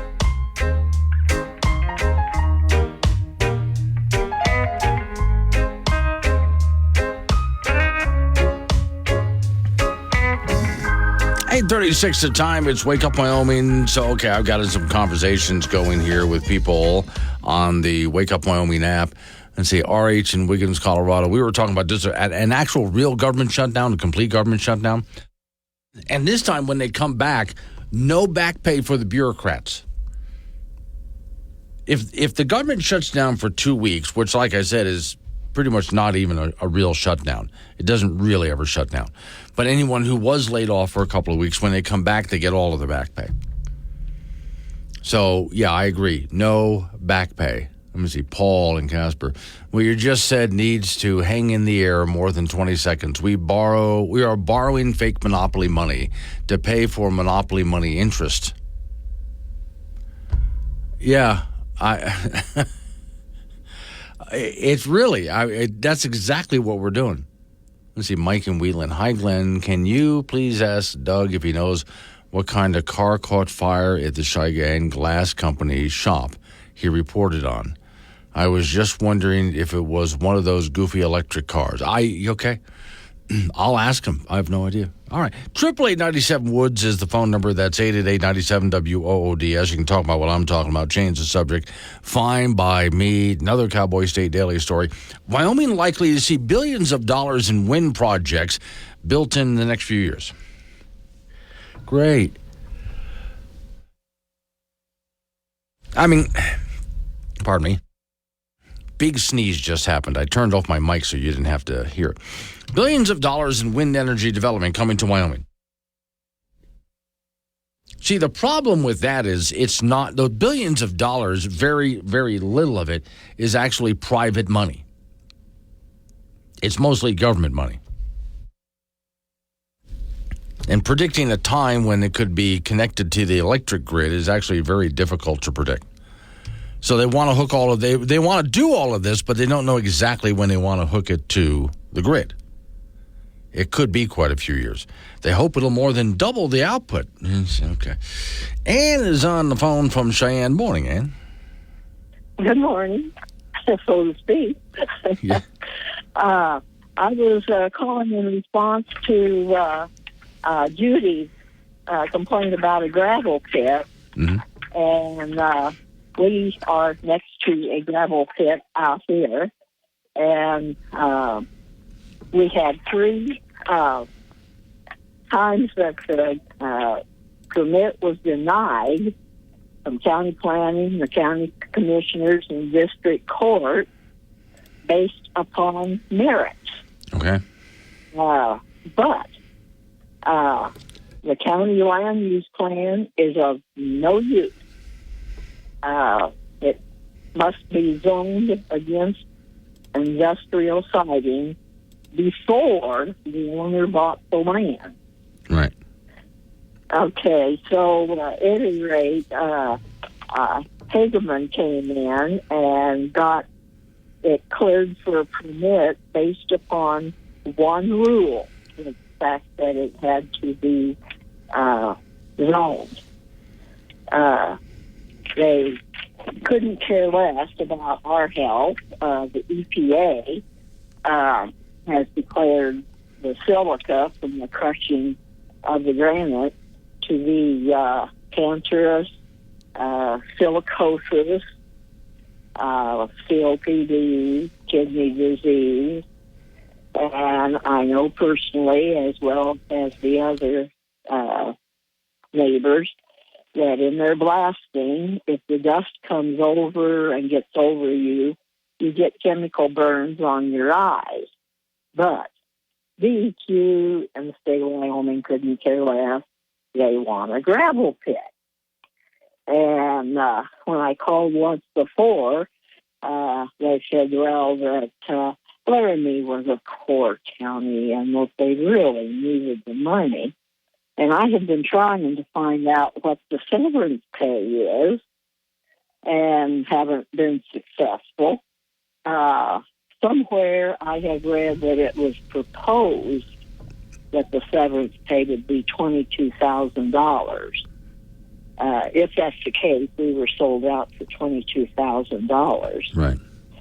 I called the EPA and asked them if, in the DEQ regulations, they're always talking about everything has to be coordinated with local, state, and federal agencies. So I called the EPA to find out if they enforced their regulations and definitions of silica and stuff. They told me they deferred to the state. At one of the meetings out here, they informed us that they didn't have any regulations on silica and therefore it was okay. Mm-hmm. They don't care about our health. They want a gravel pit. There's even a development with, kids and the kids and the elderly are the ones that are most at risk. Right. I, for one, will be 81 in another couple of weeks. And I've been in the hospital twice in the ICU with pneumonia. Right. So I think I'm probably a prime candidate there. But at any rate, I don't know if it's Asphalt Specialties that is the one who owns the gravel pit that Judy's talking about. Right. But the Supreme Court case is Asphalt Specialties Corporation Inc. Versus Laramie County Planning Commission, who made up there's almost 30 pages of merit. Right. But the land use comprehensive plan is of absolutely no use whatsoever. Okay. It's going to be interesting. I got to run for time's sake. Thanks for calling in, Ann, but it's going to be really interesting to see what happens in the Casper, because this was down in Laramie County, or what happens in the Casper area, which is very close to the same exact situation. Want to talk to Glenn? Call 888-97-WOODS or chat him on the Wake Up Wyoming mobile app. This is AM 1030 K2 Radio.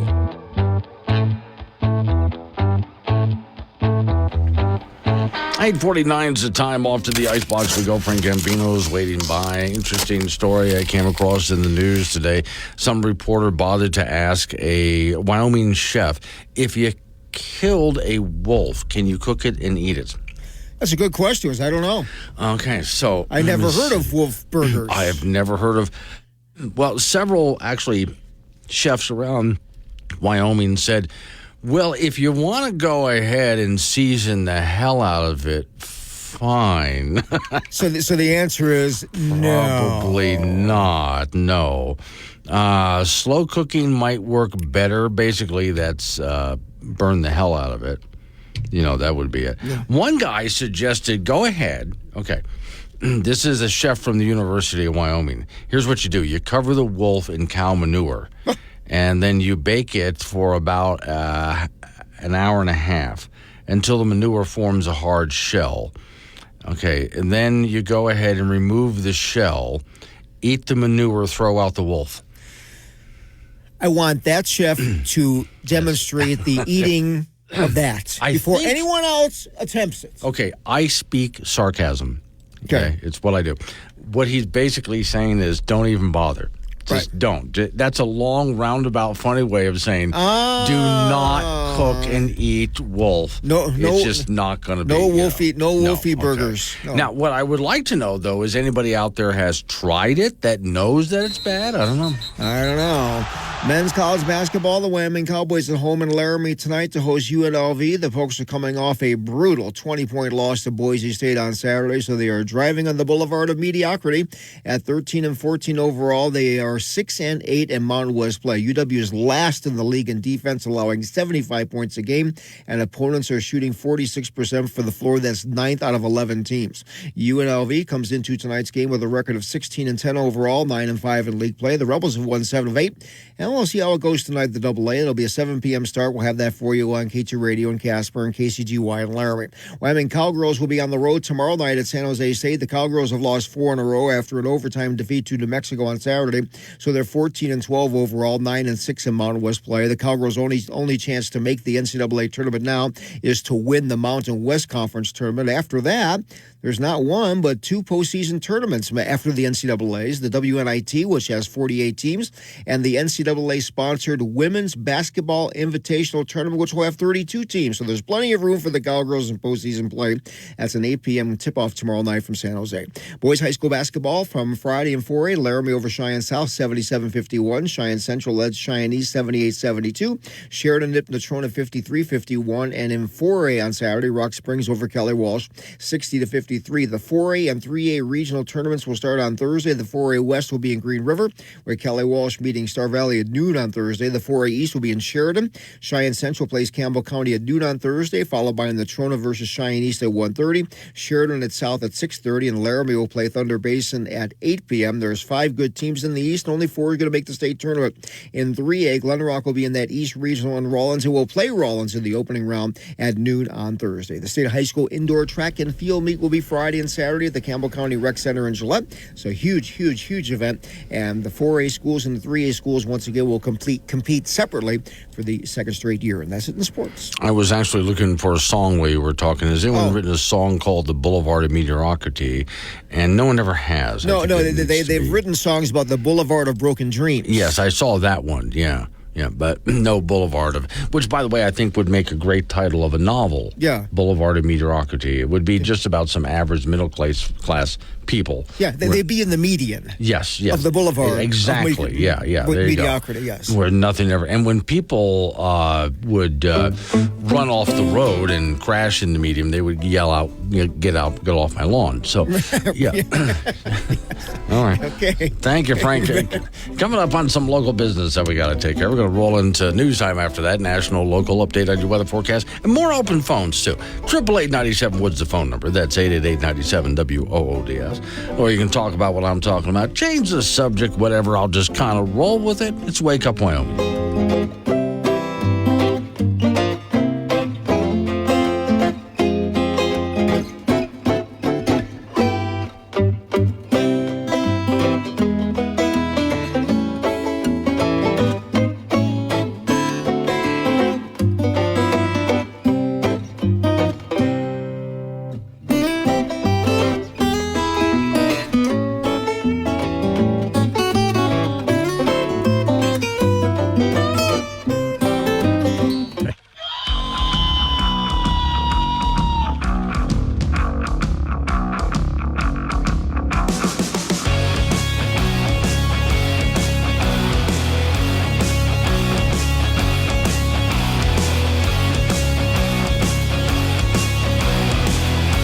Time is 9:06. It's Wake Up Wyoming. It's a Tuesday, and it's open phone. So 888-97 Woods the phone number.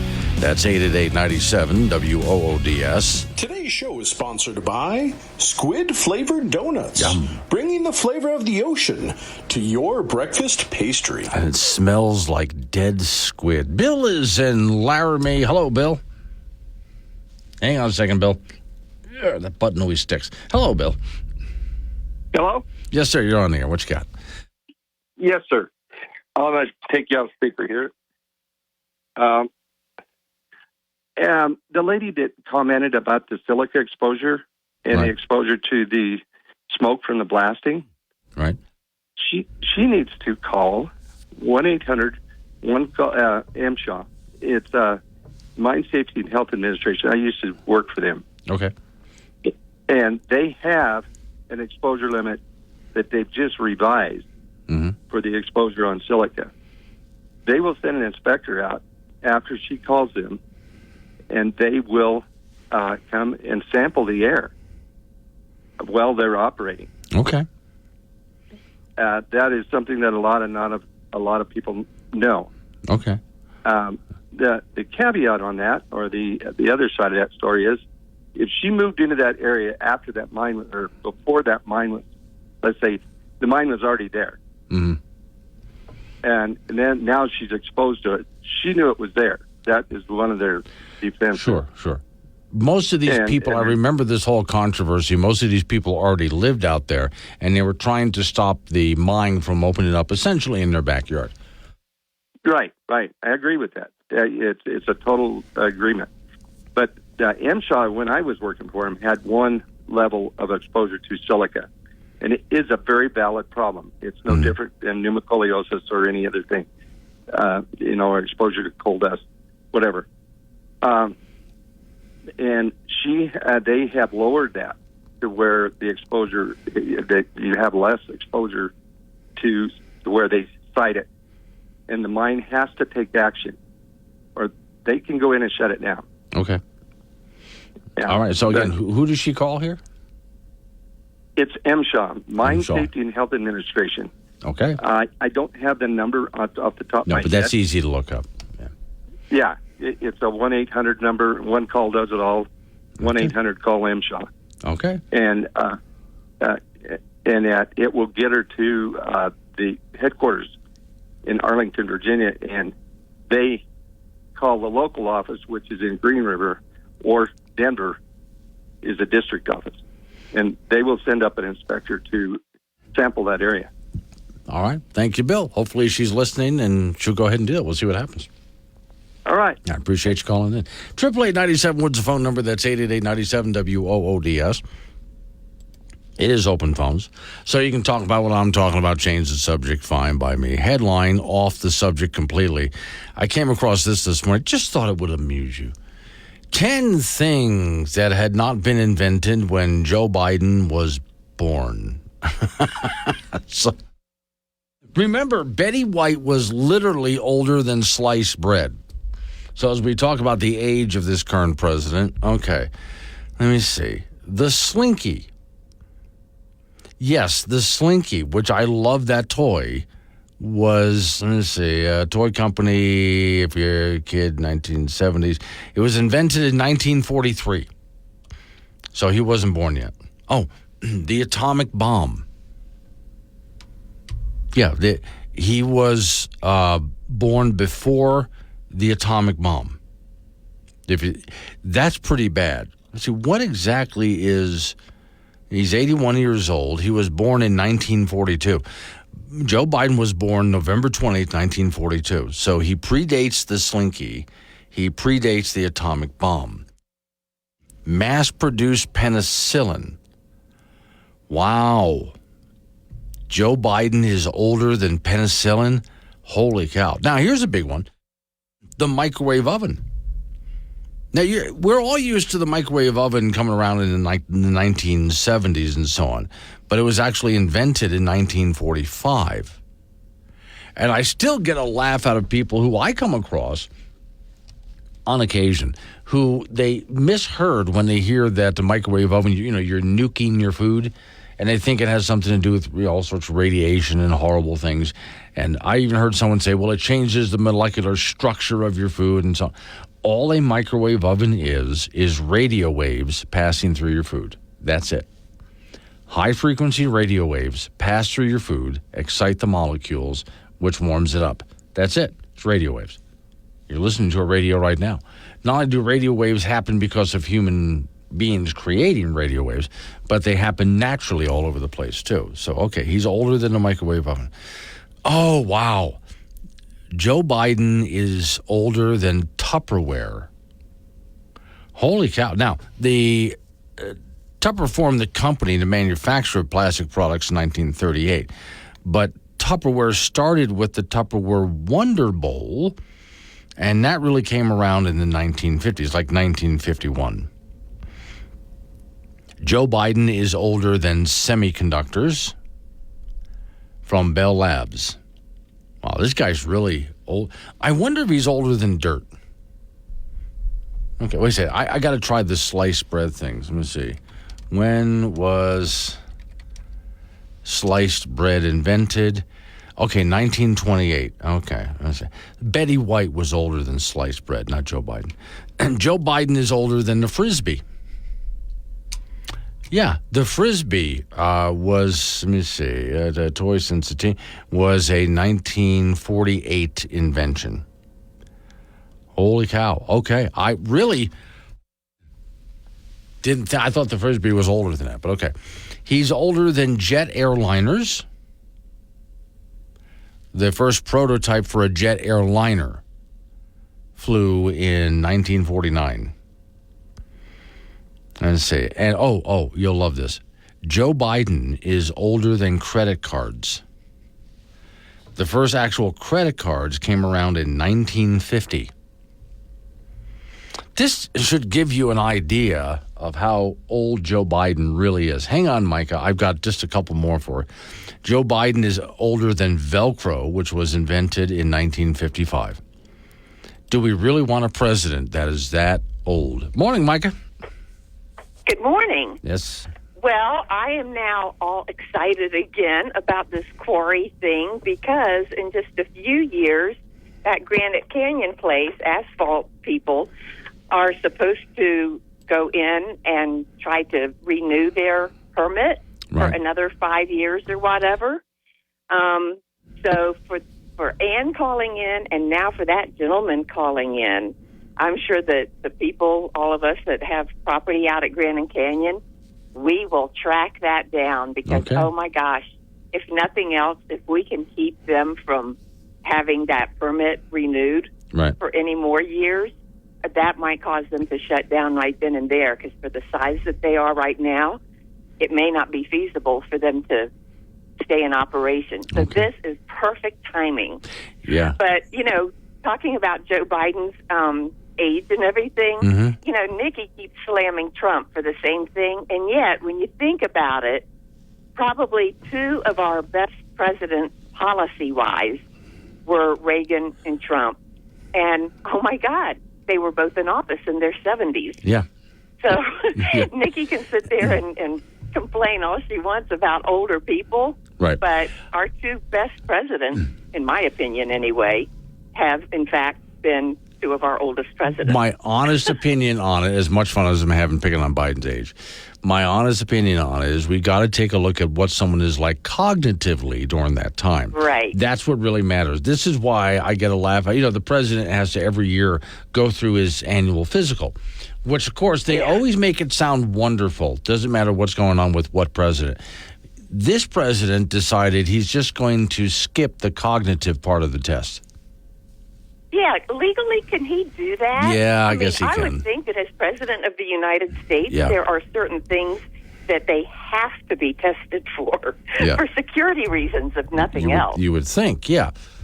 Yeah. Don't push that button. Don't push that button to call your secretary in. It's actually the button that launches the missiles. You got it? Okay, good.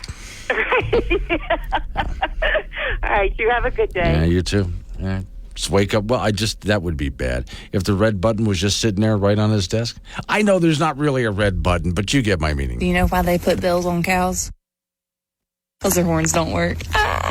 He's talking to himself in a padded room, and you could be the voice in his head. Join the conversation on Wake Up Wyoming, 866-97-WOODS.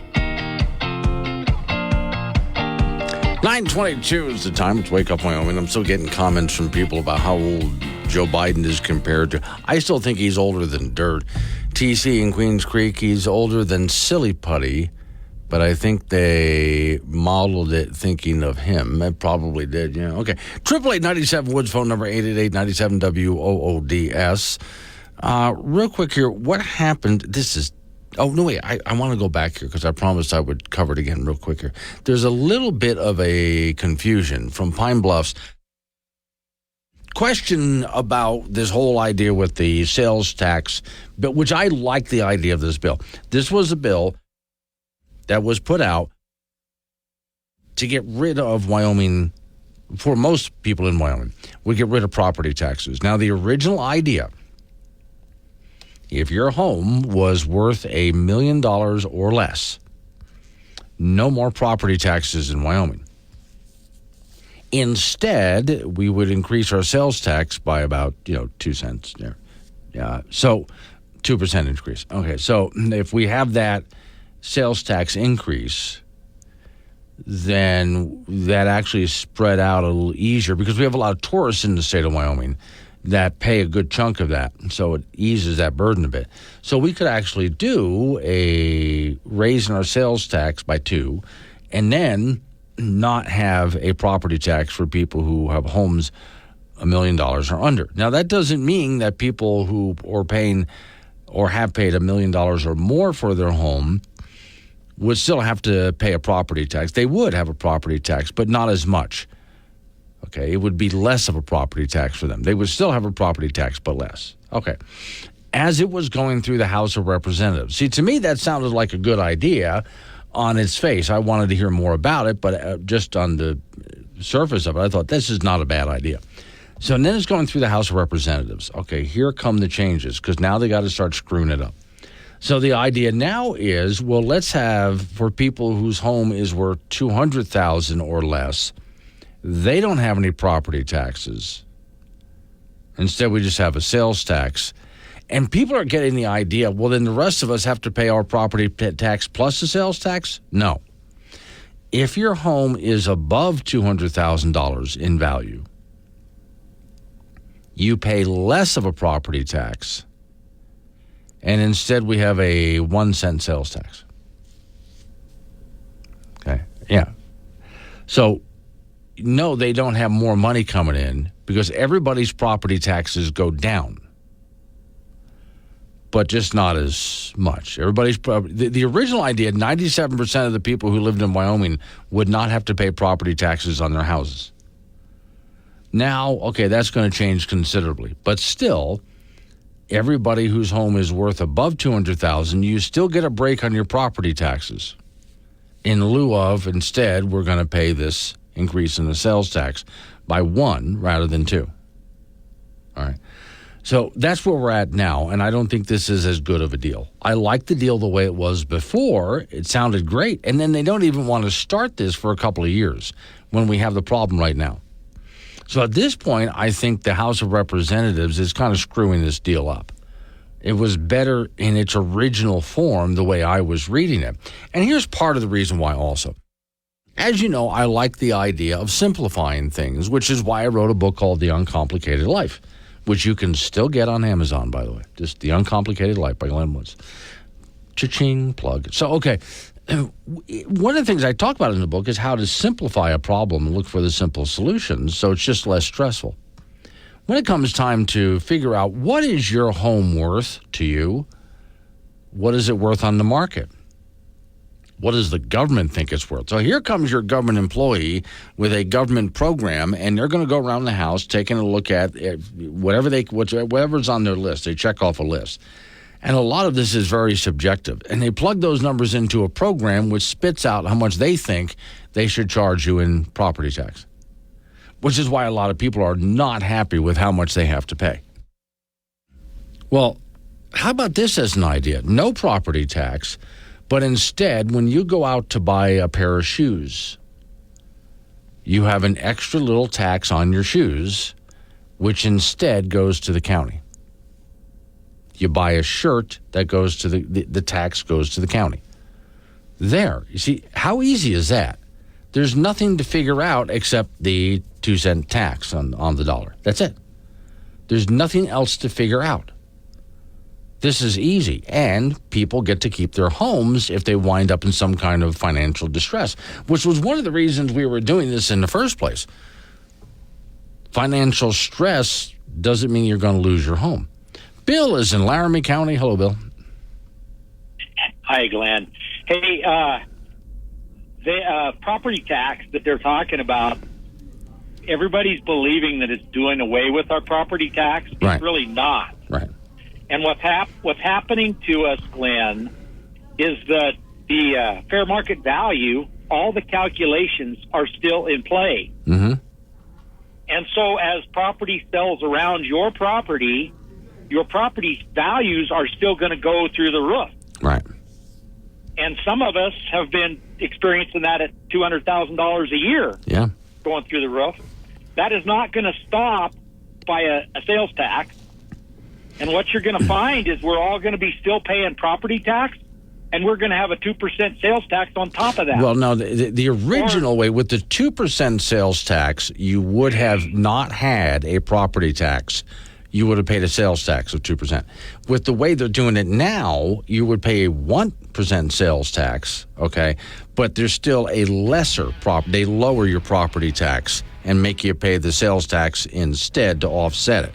But it still becomes a very complicated deal. They're messing up what started to be a good deal in the beginning.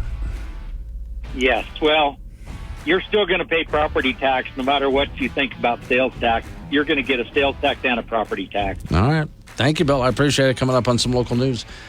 Update on your weather forecast after that. Hello, Tim. I see you. I'll go ahead and talk about this. I had some other stories, but I'm going to put them aside. I'll talk about this a little bit more as we come out of news and your phone calls, too. Because I know there's a lot of misunderstanding, but blame your legislators. They took something that was really simple, and they're making it confusing again. Let's wake up, Wyoming.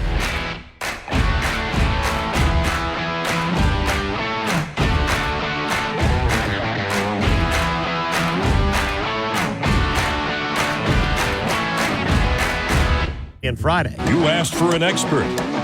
We didn't have the budget for that. Wake Up Wyoming with Glenn Woods. Weekdays 6 to 10 a.m. and 24/7 on the Wake Up Wyoming app. 9:36 the time. It's Wake Up Wyoming. Okay, so there's a lot of questions about this idea to relieve Wyoming of the property tax.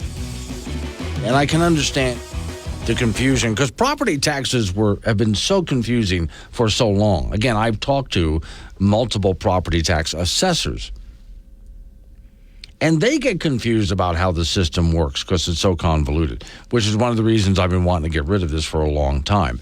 And now that Wyoming is having a problem with property taxes going through the roof, as you know, the reasons why people come in and buy homes for more than they should have bought for them, and it screws up the whole system, which means the system was broken to begin with. So let's go back to the original idea, which, by the way, what I'm about to explain does not exist anymore because your Wyoming House of Representatives have screwed this up. The original idea: if your house was $1 million or less, which is about 97% of the houses in Wyoming, then you wouldn't have a property tax on that. None. Instead, 2% sales tax. Now, this actually makes things a lot easier. Your house does not need to be assessed for any value, okay? So there's no trying to figure out through some kind of a program, and a lot of it would be very subjective, and has been, as to how much your house is worth because, well, there's no tax on it. Now, for those people who their home is worth over $1 million, they still get a big tax break. Okay? They still get a big tax break. So it's not that they're not going to have any property tax. They would still have a property tax, but it would be significantly lower. Instead, we would have that 2% sales tax, and a good chunk of that is picked up by tourists. With me so far? Okay. What the House of Representatives started to do is meddle with that. Well, now only people who have homes below $200,000 get a total tax break where they don't have a property tax on their house. Anybody above $200,000, you still get a significant break in your property taxes. Instead, you'd be paying a 1-cent sales tax. You see? Okay. To me, this is not as good of a deal. But, okay. Cody's in Carpenter. Hello, Cody. Hey, Glenn, real quick. I think the point the caller earlier maybe trying to make that I kind of agree with is that instead of just having, the property taxes, now we're going to have property taxes and sales tax. And what's going to happen with that in the future? As far as, every year inflation was going to make these houses go up. So, in 10 years, are we going to see what was now a $300,000 or $400,000 house being $1 million house? The original idea that they had was that this system would go ahead and upgrade with inflation. So as your house becomes worth more on the market due to inflation, the tax would go ahead and grow with it, keeping you in that zone. That was it sure seems like the fox is guarding the hen house. So we're giving them permission to tax our property, and we're giving them permission to have a sales tax back for it too. I would rather we just did away with property tax totally and went to sales tax. That's why I said. That's why I said this new deal. I don't like it. And the new deal also gets into things like they were doing before, which is just insane. Like, so how much do you think that the garage is worth if it's not attached to the house? And what about that shed in the outbuilding over there? See, now you're right back where you started from. This is why I said the thing to do is just get rid of property taxes, period, and just do a sales tax. Yeah, and I just got the first deal made me nervous too because it looked to me like we're giving them permission to add tax, and I how things go with government. Right. Who said that? The government always does it for the right reasons, and they always do the right thing, and they always go way too far. So even though the first ban may have been acceptable now, what would it look like in 10 years? Yeah. So, but anyway, thanks. Thank you, Cody. Yeah. So the idea with the original proposal was as the economy changed, your property, just due to inflation alone, or some rich guy moved in next door to you and screwed up your property value, that this system of the original idea would grow with it. So you would stay within the same low property taxes plus the sales tax. But again, their new idea is, to me, getting kind of convoluted, which is why I say keep it simple. What Cody and I were just talking about, if they just got rid of the property tax and said, we're just going to do a sales tax. And remember, we have a lot of tourists in Wyoming, so they take a good chunk of that. It's not all paid by Wyoming citizens. There's all sorts of people coming through Wyoming all the time for all sorts of different reasons, not just tourism. And they pay a lot in taxes. So that helps us with that burden. That way we would never have to think about what's the assessed value of my house. Let's see. Yep, you're welcome. You're well whisperers and Platt. I was trying to answer his question. Tom and Laramie, people keep forgetting that if you have no property taxes on your house under $1 million, you will own that house. That alone is a great. Now, that's a great point, Tom and Laramie there. Okay, here's the idea. This is what originally started this whole thing with Harshman, was he had a talk with a guy who was over in Torrington. And the gentleman in Torrington said, property taxes, there's a lot of problems with it. But one of the big problems with property taxes is you never really get to own your home. Let's say you pay off your house. It's yours. You don't own your house anymore. Okay, you paid off your house. Congratulations, but you still owe property taxes. And what happens if something catastrophic happens to your finances, or like is happening now, your property taxes go through the roof because some people came in and screwed up the values after buying houses overpriced? Well, then you're going to lose your home. But didn't you own your home? Yeah, but apparently not. You're going to end up losing your home because you couldn't pay your property taxes. That's why I say just get rid of the whole thing altogether and just go to a sales tax idea. To the Wyoming legislators, anyone who might be listening, don't complicate this. Simplify it. Let's wake up. If it's happening in Wyoming, it's on Wake Up Wyoming with Glenn Woods from K2 Radio. Join the conversation at 888-97-WOODS.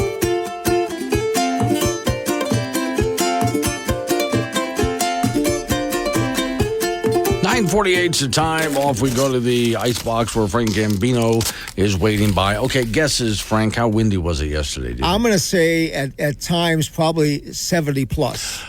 You would be really good on the plus. Now, 80 plus? Well, yes. No. Yeah, there were times it actually hit that. Now, the all-time high was at a weather station, Chief Joseph Scenic Byway. Oh, over in it it actually hit 99 at one point. Red Canyon, YO28, hit 97 at one point. So for us here in Casper, we were getting gusts at times of about 71. Most of the time it was 62, but it did hit 71, which I think is probably what flipped that small airplane.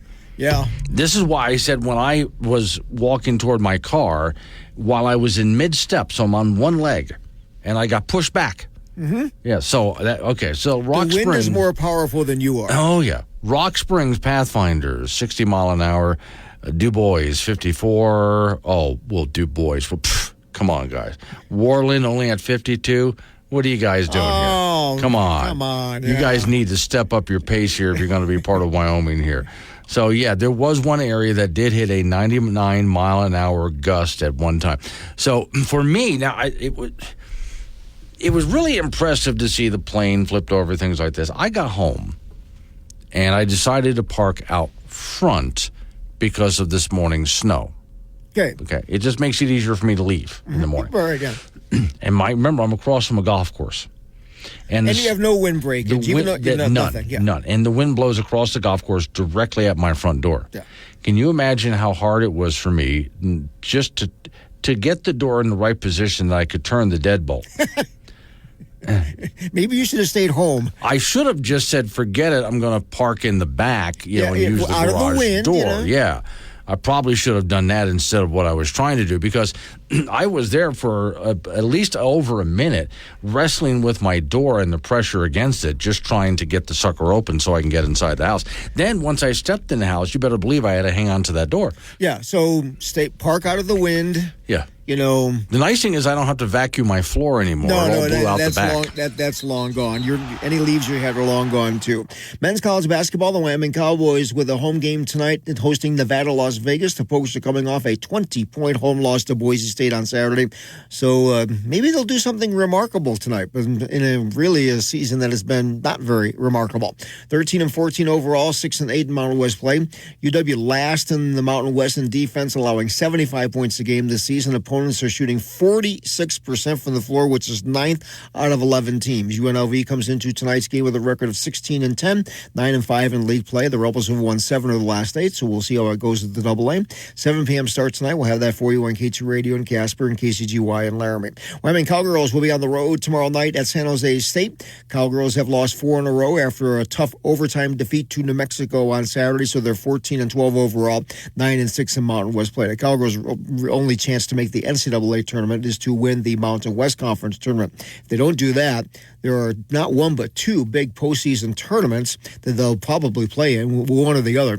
The WNIT will have 48 teams, and the NCAA-sponsored Women's Basketball Invitational Tournament will have 32. So there's plenty of room for the Cowgirls in postseason play, but there's still a long way to go. That's an 8 p.m. start tomorrow night from San Jose. Boys high school basketball from Friday in 4A, Laramie over Cheyenne South 77-51. Cheyenne Central edged Cheyenne East 78-72. Sheridan nipped the Trona 53-51. And in 4A on Saturday, Rock Springs over Kelly Walls 60-53. The 3A and 4A regional tournament start on Thursday. The 4A West will be in Green River with Star Valley meeting Kelly Walsh at noon on Thursday to start things off.